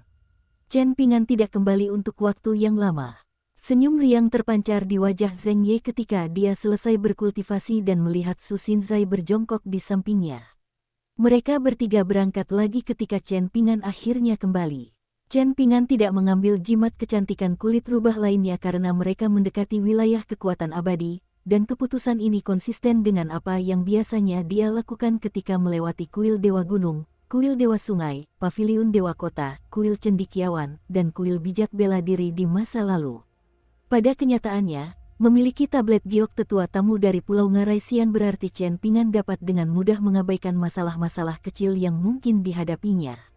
Terlebih lagi, negara Kuas Batu berada sangat dekat dengan danau gulungan bambu tempat terdapat banyak kultivator pengembara, sehingga warga negara ini sebagian besar terbiasa dengan segala macam hal yang mungkin dianggap mengejutkan atau tak terbayangkan oleh orang-orang di negara-negara kecil lainnya. Meskipun begitu, Chen Pingan tetap bersikeras pada keputusannya untuk tidak mengambil jimat kecantikan kulit rubah. Su Xinzai dan entitas yin perempuan lainnya hanya menggerutu sedikit, dan sepertinya mereka tidak benar-benar mengeluh. Sebaliknya, seolah-olah mereka sedang merajuk kepada pelindung mereka. Saat itu sudah malam ketika satu hantu dan dua orang tiba di kota kecil yang terletak di kaki gunung penghalang kuning. Meskipun Chen Pingan sebelumnya mengatakan bahwa dia enggan menghabiskan uang, dia tetap membeli sekantong mahua termahal dari Jalan Osmanthus. Mahua tersebut tersedia dalam berbagai rasa, dan Chen Pingan membaginya dengan Su Xinzai dan Zheng Ye. Mahua itu memang harum dan renyah, dan setelah beberapa gigitan, Chen Pingan dengan terkejut berbalik untuk membeli 2 kantong besar tambahan, diam-diam menyimpannya di dalam harta pengecilnya saat tidak ada yang melihat. Dia berpura-pura tidak melihat senyum lebar Su Xinzai. Ada 2 kultivator yang menjaga pintu masuk gunung penghalang kuning, satu tua dan satu muda, keduanya adalah murid tingkat 5 bawah dengan kemampuan kultivasi yang relatif rendah. Ketika Chen Pingan mengambil tablet giok tetua tamu dari Pulau Ngaraisian yang dipenuhi energi spiritual dan menjelaskan secara singkat alasan kunjungannya, kedua kultivator itu langsung pucat pasi karena ketakutan dan tidak menunjukkan tanda-tanda ingin melaporkan masalah tersebut terlebih dahulu. Sebaliknya, mereka langsung membawa Chen Pingan dan para pengikutnya ke dalam gunung. Chen Pingan tidak menyembunyikan identitas Su Xinzai dari gunung penghalang kuning, dan dia juga tidak sengaja merahasiakan 2 hal lainnya. Kultivator tua itu mengingat nama Su Xinzai, terutama karena dia pernah menjadi talenta luar biasa yang sangat diharapkan oleh gunung penghalang kuning. Namun, tragedi telah terjadi, dan gunung penghalang kuning bahkan tidak pernah mempertimbangkan untuk menghukum pelakunya. Sebaliknya, mereka secara sukarela mengirim seseorang ke Pulau Ikan Putih di Danau Gulungan Bambu untuk meminta maaf kepada immortal tingkat gerbang naga itu. Tentu saja, Gunung Penghalang Kuning ingin mengubah kemalangan ini menjadi keberuntungan, berharap dapat menjalin semacam hubungan dengan Pulau Ikan Putih. Dengan begitu, mereka dapat memanfaatkan hubungan ini untuk menghalau kekuatan abadi yang bermusuhan, baik yang dekat maupun yang jauh. Namun, Pulau Ikan Putih menolak untuk memberikan audiensi kepada kultivator dari Gunung Penghalang Kuning, sama sekali tidak menghormati mereka. Untungnya, kultivator itu sengaja menjelaskan segala sesuatunya dengan cara yang ambigu setelah kembali, sehingga membawa beberapa manfaat nyata bagi Gunung Penghalang Kuning. Dengan pemikiran ini, akankah kultivator tua itu berani meremehkan pengunjung tak terduga, seorang tetua tamu dari Pulau Ngaraisian? Dukung terus channel YouTube Sabta Novel. Tetua Gunung Penghalang Kuning dengan cepat keluar dari kediamannya, membawa serta beberapa kultivator penting dari kekuatan abadi. Dia sendiri yang menuju untuk menyambut tetua tamu Chen yang sangat terhormat. Dari sekitar 1000 pulau di Danau Gulungan Bambu dan puluhan ribu petani pengembara yang tak terkendali, bangsa Kuas Batu perlu mengingat dengan saksama nama sekitar 100 pulau. Di antara sekitar 100 pulau ini, mereka perlu mengukir dalam ingatan mereka nama sekitar selusin pulau besar, termasuk Pulau Gundukan Biru, Pulau Biji Milet, Pulau Pengasuh Surgawi, dan sebagainya. Adapun Pulau Ngaraisian yang dikuasai oleh penguasa sejati pemutus sungai, seorang kultivator tingkat awal, ini pada dasarnya adalah puncak tertinggi gunung, tempat tinggal para immortal tertinggi di bumi. Gunung Penghalang Kuning tidak mungkin mengetahui tentang peristiwa kacau yang telah melanda Danau Gulungan Bambu selama 2 bulan terakhir, tetapi selain pasukan immortal tingkat rendah yang kurang informasi dan terpencil itu, hampir semua kultivator di negara Kuas Batu telah mendengar tentang Liu Zimao yang berhasil naik tahta dan menjadi penguasa Danau Gulungan Bambu. Air mata menggenang di mata Su Xinzai ketika dia melihat leluhur tua Gunung Penghalang Kuning yang dikenalnya, dan dia segera berlutut sebelum menangis terseduh-seduh. Leluhur tua dan para kultivator lain di Gunung Penghalang Kuning sangat ketakutan. Chen Pingan berbicara dengan bijaksana dan mengulangi kepada mereka apa yang telah dia katakan kepada 2 kultivator yang menjaga pintu masuk gunung. Semua penjelasan ini dipikirkan sendiri oleh Su Xinzai. Chen Pingan hanya mengulangi apa yang telah Su Xinzai suruh dia katakan. Setelah mengetahui kebenaran tersebut, semua orang di Gunung Penghalang Kuning merasa seolah beban berat telah terangkat dari pundak mereka. Setelah duduk, leluhur tua tingkat pengamatan laut yang masih belum bisa naik ke tingkat gerbang naga setelah bertahun-tahun mulai bertanya kepada Su Xinzai, yang penampilannya sangat berbeda dari sebelumnya, bagaimana keadaannya. Ada ketulusan dalam kata-katanya, dan ini bukanlah sesuatu yang bisa dipalsukan. Para kultivator dari Gunung Penghalang Kuning juga menghela napas terharu ketika melihat betapa Su Xinzai menghargai masa lalu. Setelah itu, Su Xinzai mengunjungi aula leluhur kekuatan abadi untuk dengan hormat mempersembahkan 3 batang dupa. Sebenarnya, leluhur tua Gunung Penghalang Kuninglah yang secara pribadi menyerahkan batang dupa tersebut kepadanya. Pada akhirnya, Su Xinzai pergi ke makam gurunya hanya ditemani oleh Chen Pingan dan Zheng Ye. Ia dengan sopan menolak tawaran untuk ditemani oleh leluhur Gunung Penghalang Kuning dan beberapa kultivator lainnya. Melihat sosok ketiga orang itu menghilang, seorang kultivator paruh baya tak kuasa menahan desahan, tetua tamu Chen yang datang dari Pulau Ngarai Biru yang jauh ini. Seseorang memang tidak bisa dinilai dari penampilannya. Tetua Gunung Penghalang Kuning tersenyum dan berkata, apa yang ingin kau katakan? Apakah kau memujinya atau meremehkannya? Syukurlah tetua tamu Chen tidak ada di sini, kalau tidak komentarmu bisa mendatangkan masalah besar bagi Gunung Penghalang Kuning kami yang kecil ini. Namun, leluhur tua itu segera mengelus janggutnya dan terkekeh, bagaimanapun, memang benar bahwa orang tidak bisa dinilai dari penampilannya. Penampilannya biasa saja, dan dia tidak membawa satupun harta abadi yang mempesona. Jika bukan karena tablet giok tetua tamu itu, akan sangat sulit dipercaya bahwa kultivator muda seperti itu sudah menjadi tetua tamu tingkat tinggi di Pulau Ngarai Biru. Sungguh mengesankan, dibandingkan dengannya, kita hanyalah sekumpulan tulang tua yang tidak berguna. Kita sama sekali tidak bisa dibandingkan. Sebelum petani paruh baya itu sempat mengatakan hal lain. Leluhur tua itu meliriknya dan menggelengkan kepalanya perlahan, berkata, semuanya berjalan lancar, jadi apakah ada kebutuhan bagi Gunung Penghalang Kuning untuk melakukan sesuatu yang ekstra? Mungkin kita belum cukup puas dengan betapa baiknya keadaan saat ini, jadi kita memutuskan untuk memperindah sesuatu yang sudah indah karena bosan. Petani paruh baya itu segera mengangguk tanda mengerti.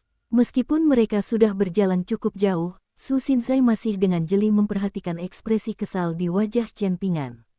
Dia tersenyum dan bertanya, ada apa? Apakah leluhur tua itu membicarakan sesuatu tentangku di belakangku? Tidak, mereka hanya memuji saya. Chen Pingan menggelengkan kepalanya dan menjawab sambil terkekeh. Apa yang mereka katakan? Tanya Su Xinzai dengan rasa ingin tahu. Bisa diterima jika mereka memuji Tuan Chen sebagai sosok yang muda dan berprestasi, sehingga Tuan Chen dapat menerima pujian ini dengan sepenuh hati.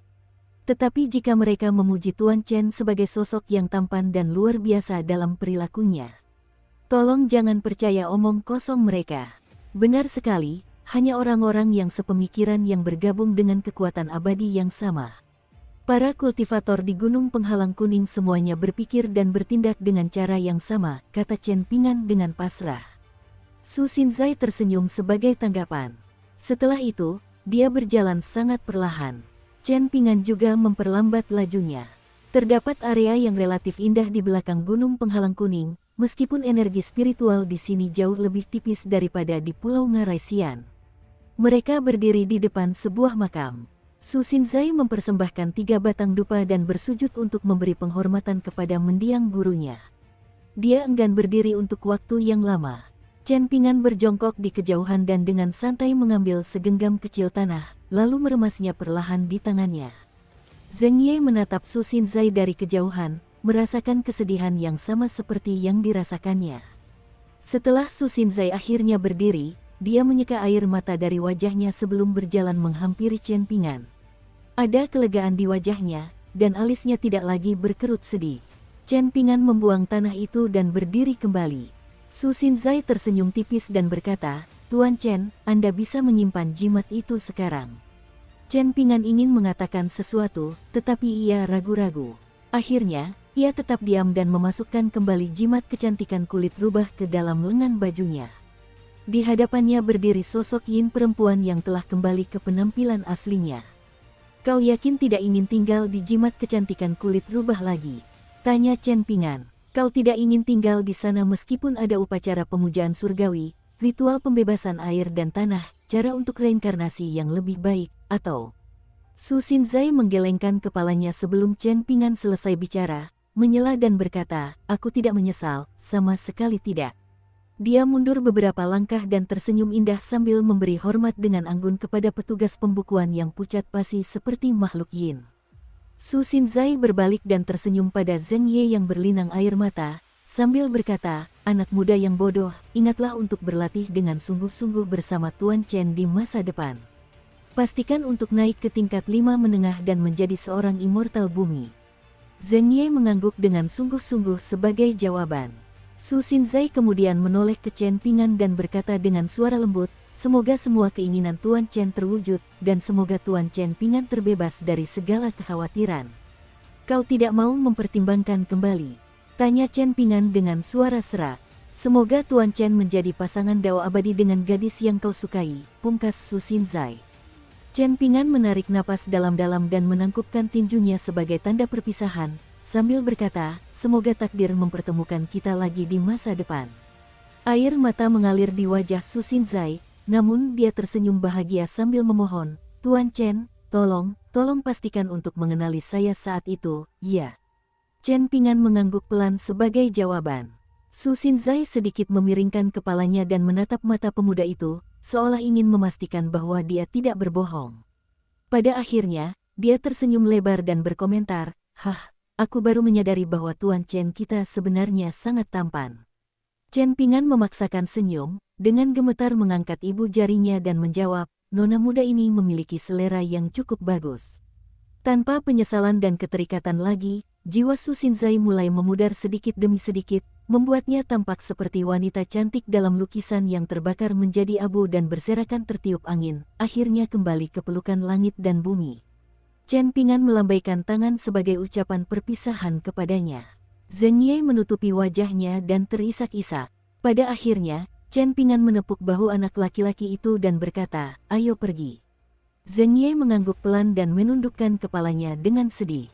"Jika kau benar-benar sangat menyukai Nona Su, tidak masalah meskipun pada akhirnya kau tidak dapat mengungkapkan perasaanmu padanya," kata Chen Pingan dengan suara pelan. "Dalam puluhan hingga ratusan tahun ke depan, kau perlu menemukannya lagi dan dengan lantang menyatakan perasaanmu, meskipun itu berarti menjelajahi seluruh dunia. Jika 100 tahun tidak cukup, maka kau perlu bekerja keras dan berjuang untuk menjadi dewa bumi, bersaing dengan langit dan bumi untuk melihat siapa yang memiliki umur lebih panjang. Jika kau masih menyukainya saat itu, apa bedanya kau berkelana jauh selama ribuan tahun untuk mencarinya sambil berlatih kultivasi dengan sungguh-sungguh." Zheng Ye tiba-tiba mendongak dan berkata sambil terisak, "Tapi kemampuan kultivasiku buruk." Suara Chen Pingan menjadi serius saat ia memarahi, "Zheng Ye, sebelum kau mengerahkan usaha yang jauh melebihi orang biasa, kau tidak berhak mengklaim bahwa bakatmu buruk atau kau kurang berbakat. Aku tidak peduli jika kau mengatakan ini 1000 kali atau 10.000 kali kepada orang lain, tetapi aku tidak ingin mendengarnya untuk kedua kalinya jika kau ingin terus berlatih bersamaku." Zheng Ye sedikit linglung saat mendengarkan teguran Chen Pingan. Chen Pingan berjalan maju terlebih dahulu, berkata kepada Zheng Ye, "Aku akan menunggumu di pintu masuk gunung. Sebelum itu, aku akan mengucapkan selamat tinggal kepada para kultivator gunung penghalang kuning, dan kau tidak perlu ikut denganku untuk ini. Kau bisa tinggal di sini sendiri, dan terserah kau mau mengungkapkan isi hatimu atau tidak. Itu tidak akan membuat perbedaan. Bukti terbaik perasaanmu padanya adalah apakah kau benar-benar mengingat dan menyayangi Nona Su. Namun, izinkan saya mengatakan sesuatu yang mungkin tidak ingin Anda dengar saat ini. Saya tidak akan meremehkan Anda meskipun Anda akhirnya menyukai gadis lain dalam beberapa bulan atau beberapa tahun mendatang.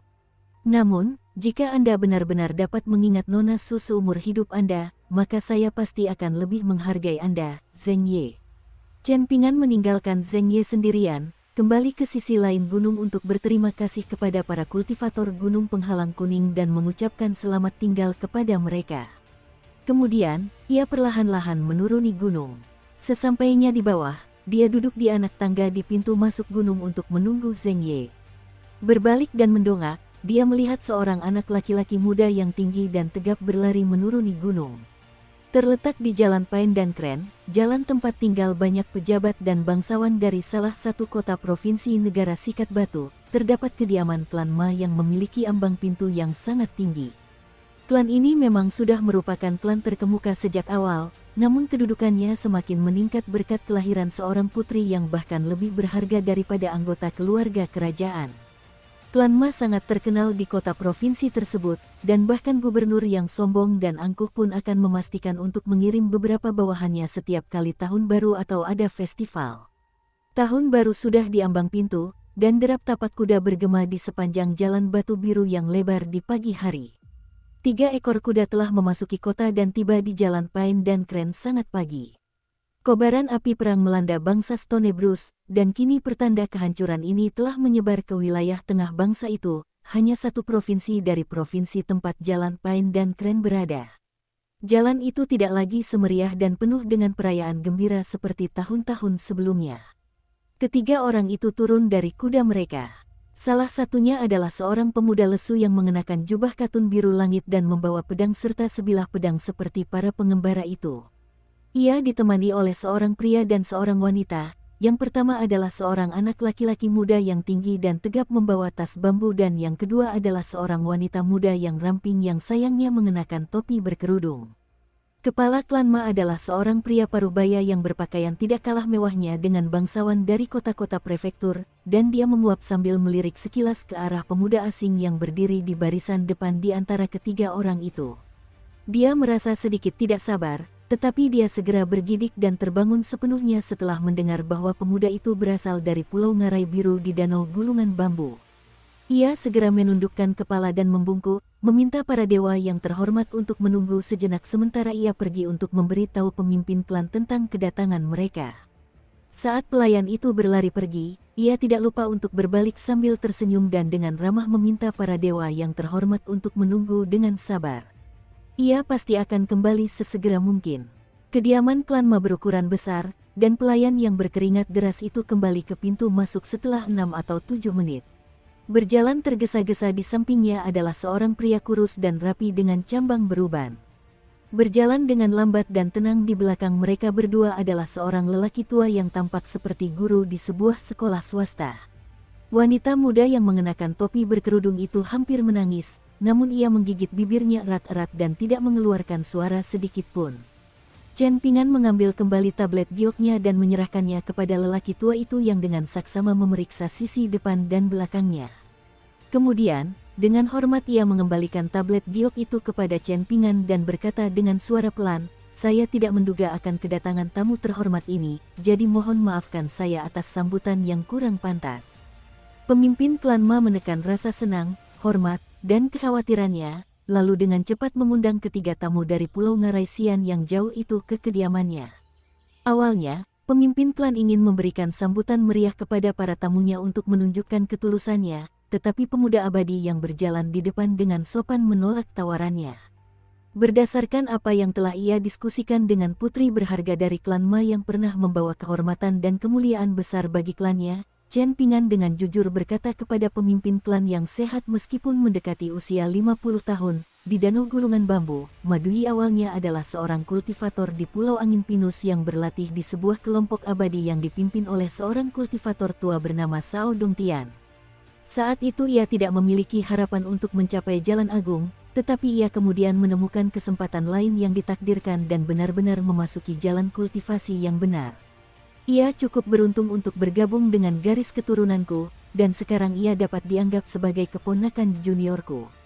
Inilah alasan mengapa aku secara khusus datang mengunjungi klan Ma kali ini. Chen Pingan adalah tamu undangan, namun kata-katanya sangat tegas dan bisa dibilang tidak sopan, dengan sikap angkuhnya yang sangat sesuai dengan identitasnya sebagai kultivator dari Danau Gulungan Bambu. Nada bicaranya juga konsisten dengan para immortal pejabat tinggi dari pegunungan negara Kuas Batu. Namun, pemimpin klan dan tetua tamu dari klan Ma menganggap hal ini sepenuhnya masuk akal dan sesuai harapan. Jika tidak, mereka pasti sudah mulai mempertanyakan kebenaran klaim pemuda itu. Mungkin dia adalah penipu yang mencoba berpura-pura menjadi tetua tamu dari Danau Gulungan Bambu untuk memanfaatkan situasi genting klan Ma saat ini dan menipu mereka. Jika demikian, klan Ma paling banter hanya akan menjamu tamu mereka dengan makanan dan minuman yang enak serta melayani mereka dengan baik untuk sementara waktu sebelum buru-buru mengantar mereka pergi. Melakukan hal itu bertujuan untuk mengurangi risiko, agar mereka tidak mengundang lebih banyak masalah. Lagi pula, yang dibutuhkan klan Ma saat ini adalah bantuan nyata di masa sulit. Mereka tidak membutuhkan siapapun untuk memperindah keadaan. Meskipun mereka masih sedikit skeptis terhadap identitas pemuda itu sebagai yang disebut tetua tamu Pulau Ciangorge, pada akhirnya mereka lebih mempercayainya daripada meragukannya. Dengan demikian, mereka menjadi semakin sopan terhadap tamu mereka, bahkan sampai hampir bersikap menjilat. Lagi pula, mengucapkan banyak kata-kata sopan tidak akan menghabiskan biaya sepeser pun. Klan Ma tidak menjadi begitu kuat dan kaya seperti sekarang hanya dengan mengandalkan leluhur dan keturunan mereka yang mempelajari teks-teks bijak. Satu-satunya masalah adalah klan Ma telah menikmati terlalu banyak ketenaran dan berbisnis dengan terlalu banyak orang selama beberapa dekade terakhir. Mereka ingin menghasilkan uang sebanyak mungkin, namun apa yang akhirnya mereka peroleh justru membawa masalah besar. Klan Ma tidak takut menghabiskan perak untuk menyelesaikan masalah, dan yang mereka takuti adalah menghabiskan sejumlah besar uang tetapi tidak menerima jimat penyelamat hidup untuk mengatasi masalah tersebut. Mereka takut malah menerima jimat yang mempercepat kematian. Namun, keadaan akan benar-benar berubah menjadi lebih baik jika orang ini benar-benar senior baru Madui. Saat ini terjadi kehebohan besar di seluruh negara Stone Bruce, dan dari ibu kota hingga ke daerah-daerah. Kata-kata seorang immortal yang cukup kuat jauh lebih efektif daripada kata-kata para pejabat yang menyedihkan yang tergabung dalam 6 kementerian. Chen Pingan tetap bersikap jujur dan lugas setelah memasuki aula utama kediaman klan Ma, mengatakan bahwa ia memiliki hubungan yang cukup baik dengan Madui sehingga ia dapat melakukan yang terbaik untuk memberikan sedikit bantuan kepada klan Ma jika mereka menghadapi masalah. Karena klan Ma saat ini sedang berada dalam kondisi yang cukup baik, dia dapat melihat apakah ada anggota klan yang memiliki bakat kultivasi yang bagus. Jika seseorang benar-benar cukup beruntung, mereka dapat memutuskan di masa depan apakah mereka ingin pergi ke danau gulungan bambu untuk berkultivasi atau apakah mereka ingin tinggal dan menerima beberapa koin abadi sebagai gantinya. Dukung terus channel YouTube Sabta Novel. Ketiga kuda itu meninggalkan kota provinsi 3 hari setelah mereka tiba. Wanita muda yang sepanjang waktu mengenakan topi berkerudung itu menoleh ke belakang, memandang tembok kota provinsi tersebut dengan tatapan rumit di matanya. Masalah yang mengancam klan Ma akhirnya terselesaikan secara damai setelah kedatangan tetua tamu muda dari Pulau Ciangorge serta kunjungan ke kediaman gubernur. Seorang anak muda dari klan Ma yang memiliki bakat untuk mencapai tingkat keempat atau kelima mulai berlatih kultivasi dengan seorang immortal tua di kota provinsi. Dia bukanlah murid tidak resmi, melainkan murid resmi yang namanya harus tercatat dengan jelas di catatan Istana Kekaisaran. Ini menandakan bahwa selama anak itu tetap menjadi murid seorang kultivator terkenal, klan Ma akan menerima aliran koin abadi yang tak ada habisnya. Tentu saja, guru anak itu tidak akan menggunakan semua koin abadi yang diterimanya untuk membuka jalan bagi muridnya, tetapi bagaimanapun juga, dapat dikatakan bahwa anak itu tidak perlu lagi mengkhawatirkan hal-hal lain. Anak itu pasti akan menerima beberapa manfaat nyata yang menjadi haknya sendiri. Chen Pingan tidak mengatakan apapun saat menunggang kudanya. Bahkan Zheng Ye, seseorang yang relatif lambat dalam hal hubungan antar manusia, memperhatikan kurangnya perhatian kekeluargaan yang ditunjukkan oleh kepala klan dan istrinya terhadap putri mereka, Madui, selama beberapa hari kunjungannya ke klan Ma. Mereka dengan hati-hati menanyakan ini dan itu, menanyakan tentang hubungan Madui dengan guru dan pasukannya, menanyakan tentang tingkat kultivasinya, dan secara halus menyelidiki apakah tetua tamu muda dari Pulau Ngarai Biru itu sudah memiliki pasangan Dao. Sederhananya, orang tua Madui hanya mengajukan 1 atau 2 pertanyaan dangkal tentang perpindahannya yang tiba-tiba dari seorang kultivator di Pulau Angin Pinus ke seorang kultivator di Pulau Ngarai Biru. Namun, seperti percakapan dan obrolan ringan yang terjadi di jamuan makan dan makan malam resmi, pertanyaan-pertanyaan ini hanyalah topik yang diperlukan dan tidak memiliki arti penting sebenarnya. Pertanyaan-pertanyaan ini hanya diajukan untuk menghindari kesan terlalu tidak peduli dan vulgar. Hubungan antara Madui dan orang tuanya kini sangat renggang. Mungkin Madui telah meninggalkan rumah terlalu lama, dan kurangnya bakat kultivasinya sangat mengecewakan leluhurnya. Ia hanya mampu mencapai tingkat kelima, dan ia tidak pernah berhasil meninggalkan danau gulungan bambu untuk kembali ke rumah dan mengunjungi klannya, sehingga karena jarak yang sangat jauh antara Madui dan orang tuanya, mungkin mereka merasa bahwa status barunya sangat berbeda dan terlalu tinggi sekarang. Atau mungkin klan mereka diberkati dengan banyak keturunan dan anak-anak yang selalu berlarian dan bersenang-senang di samping mereka, sehingga mereka secara alami merasa lebih terikat pada anak-anak ini daripada putri mereka yang telah pergi jauh. Mungkin ada puluhan bahkan ratusan alasan, tetapi hanya ada satu kenyataan. Apapun yang dikatakan orang luar saat ini, kata-kata mereka hanya akan seperti pisau yang menusuk jantung Madui. Itu hanya akan menyebabkan rasa sakit. Oleh karena itu, Chen Ping'an menggunakan tatapan matanya untuk memperingatkan Zheng Ye selama salah satu istirahat mereka, menyuruh anak muda itu untuk tetap diam dan tidak melontarkan kata-kata penghiburan yang hampir tidak bisa lagi ia tahan. Chen Ping'an tidak menyimpan jimat kecantikan kulit rubah yang berada di dalam tubuh Madui, membiarkannya ikut bersama mereka ke tujuan berikutnya dan menenangkan pikirannya. 2 hari berlalu, dan ekspresi di mata Zheng Ye mulai berubah. Penampilan dan suaranya tetap tidak berubah, tetapi mata seseorang adalah jendela jiwa. Karena itu, mata seseorang dapat sangat memengaruhi cara mereka dipandang oleh orang lain. Madui akhirnya keluar dari keadaan putus asa, kemungkinan besar karena dia merasa keadaan Zheng Ye saat ini cukup menarik. Jiwa Yin, seorang pekerja serabutan dari Pulau Ngaraisian, mulai merasuki tubuh Zheng Ye, dan proses ini sedikit berbeda dari mengundang kerasukan dewa dan membuka pintu untuk menyambut roh, teknik yang dikuasai oleh kultivator pengembara biasa. Adapun detail teknik Zheng Ye, Madui tentu saja tidak dapat memahami apapun. Mereka mendekati sebuah desa di pedesaan. Mereka melihat seorang wanita tua bungkuk mengenakan pakaian sederhana dan bersih, dengan pakaian yang tidak tampak compang camping meskipun ada beberapa tambalan. Dia sedang kembali dari sungai setelah mencuci pakaian, berjalan pincang perlahan sambil membawa keranjang bambu besar di tangannya. Ini bukanlah tugas mudah bagi seorang warga desa lanjut usia seperti dia.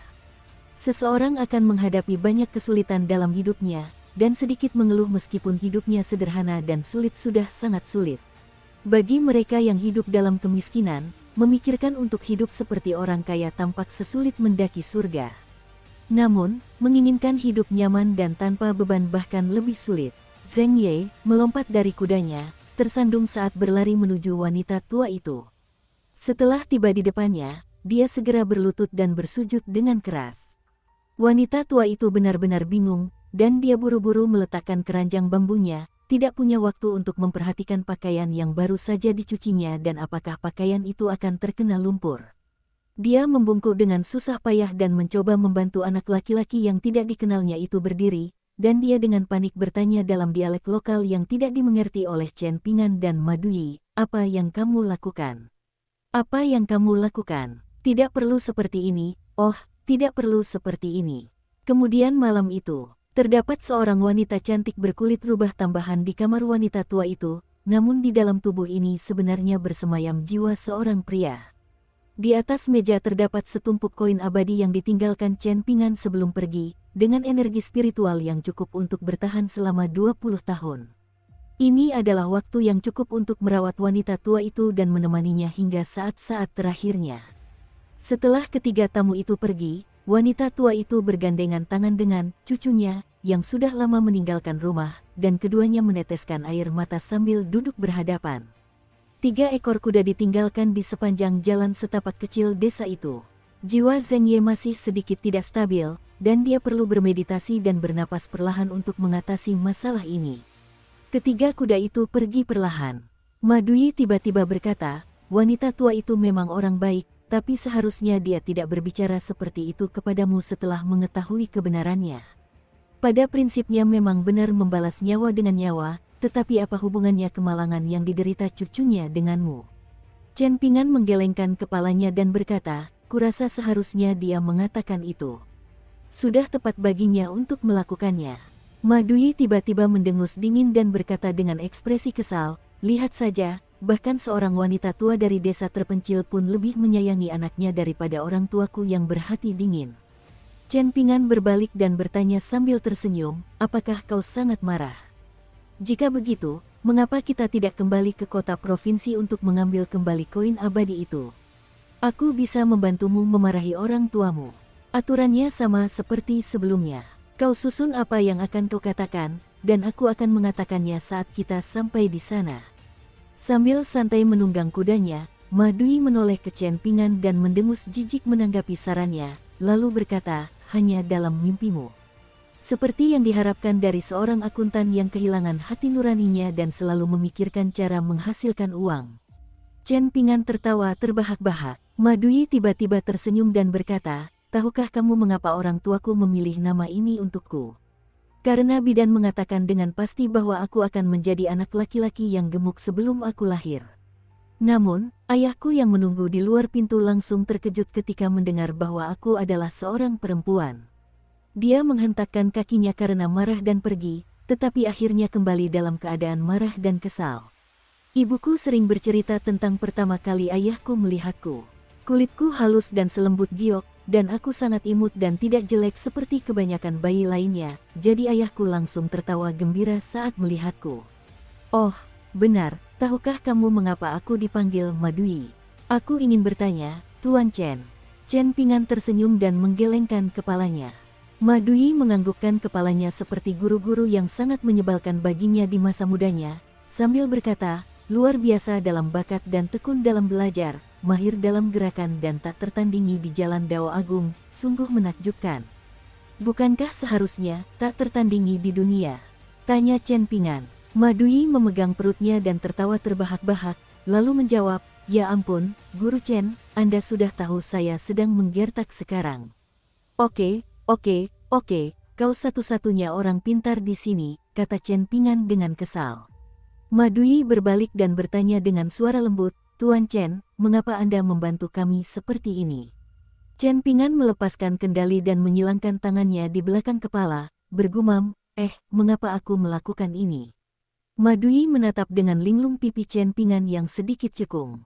Ini tidak ada hubungannya dengan perasaan romantis, dan dia hanya merasa sedikit patah hati untuknya, sedemikian rupa sehingga kesedihan yang berlama-lama di benaknya diredam oleh perasaan ini. Pemuda yang mengenakan jubah katun biru langit itu bertepuk tangan dan berseru, "Aku berhasil." Madui memperhatikan dengan rasa ingin tahu. Sang akuntan dengan pedang dan saber di pinggangnya tersenyum lebar, sebuah pemandangan langka, dan dia berseru, "Sungguh menakjubkan." Karena rasanya sungguh menakjubkan, Madui juga tersenyum mendengar ini, tetapi dia dengan keras kepala berkata, "Jawaban omong kosong macam apa ini?" Chen Pingan meletakkan tangannya di dalam lengan bajunya yang berlawanan dan memperingatkan, "Jika kau terus menggerutu dan mengeluh, hati-hati, aku akan memanggilmu kembali ke dalam jimat itu." Madui sama sekali tidak takut, mengabaikan ancaman Chen Pingan dan bertanya, "Kemana tujuan kita selanjutnya?" Chen Pingan tersenyum dan menyipitkan matanya sambil menatap ke kejauhan, bergumam pelan, "Pasti akan terjadi di dunia nyata." "Sungguh menakjubkan," seru Madui tiba-tiba dengan suara lantang. Memang benar, Chen Pingan tersenyum dan setuju. Suara tapak kaki kuda yang berderap perlahan-lahan menjauh dari suara ayam dan anjing di desa pedesaan itu. Salju terakhir dan terberat tahun ini datang tanpa peringatan. Pada suatu malam yang bersalju dan berangin, mereka sudah sangat jauh dari desa pedesaan itu. Madui adalah entitas yin, jadi dia sama sekali tidak takut dengan salju lebat. Dia sangat santai dan riang saat membacakan puisi-puisi terkenal, berkomentar bahwa salju lebat itu seperti burung camar yang terbang tinggi, yang ketika berbalik mereka bisa melihat selokan, menyerang wajah orang-orang yang keluar dari desa mereka. Chen Pingan melihat sekeliling beberapa kali sambil menunggang kuda, berusaha mencari tempat berlindung dari angin dan salju. Ia tak kuasa menahan gerutu dengan suara berceloteh, angin dan salju ini seperti menyerang wajah. Lebih seperti angin dan salju yang mencoba membekukan orang sampai mati. Madui tersenyum dan bertanya, "Bagaimana perasaan Anda sekarang, Guru Chen? Apakah semuanya masih menyenangkan?" Chen Pingan mengabaikannya, mengubah posisi duduknya menjadi berdiri di atas kuda dan berusaha sekuat tenaga untuk melihat ke kejauhan. Setelah beberapa saat, akhirnya ia menemukan beberapa titik cahaya samar di suatu tempat di kejauhan. Chen Pingan sedikit mengerutkan alisnya. Mereka bertiga kembali melalui jalan yang sama seperti saat mereka datang, dan Chen Pingan diam-diam telah menghafal semua tempat yang telah mereka lewati. Tempat ini seharusnya tidak memiliki penerangan sama sekali. Tepat ketika Chen Pingan berencana untuk menantang dingin yang menusuk tulang demi melanjutkan perjalanan dan mengambil jalan memutar di sekitar sumber cahaya, dia menemukan bahwa bintik-bintik cahaya itu tampaknya bergerak dengan kecepatan lambat. Jika tidak terjadi sesuatu yang mengejutkan, Bintik-bintik cahaya ini pada akhirnya akan berpapasan dengan mereka bertiga di jalan selanjutnya. Chen Ping'an tanpa diduga merasa tenang setelah menyadari hal ini. Untuk mengunci target dari jarak yang begitu jauh dan bergerak lebih dulu untuk mengantisipasi pertemuan mereka, orang-orang ini kemungkinan besar bukanlah bandit atau pencuri. Dengan demikian, dia tidak perlu terlalu khawatir apakah mereka benar-benar kultivator pengembara atau roh dan hantu. Langit dan bumi sangat luas, dan ada kalanya bertahan hidup bukanlah hal yang mudah sama sekali. Namun, mencari kematian akan selalu sangat mudah. Madui sedikit khawatir ketika akhirnya melihat lampu-lampu di kejauhan. "Pak Chen, haruskah kita memutar untuk menghindari lampu-lampu itu?" tanyanya dengan suara pelan. "Tidak perlu," jawab Chen Ping'an dengan tenang. Madui tergagap saat mendengar hal ini. Madui kemungkinan besar sudah terbiasa dengan sifat Chen Ping'an yang ramah setelah mereka meninggalkan danau gulungan bambu, jadi baru saat inilah dia teringat bahwa Tuan Chen akan lebih keras kepala dan menyebalkan daripada siapapun jika dia merasa perlu untuk bersikap keras kepala dan menyebalkan.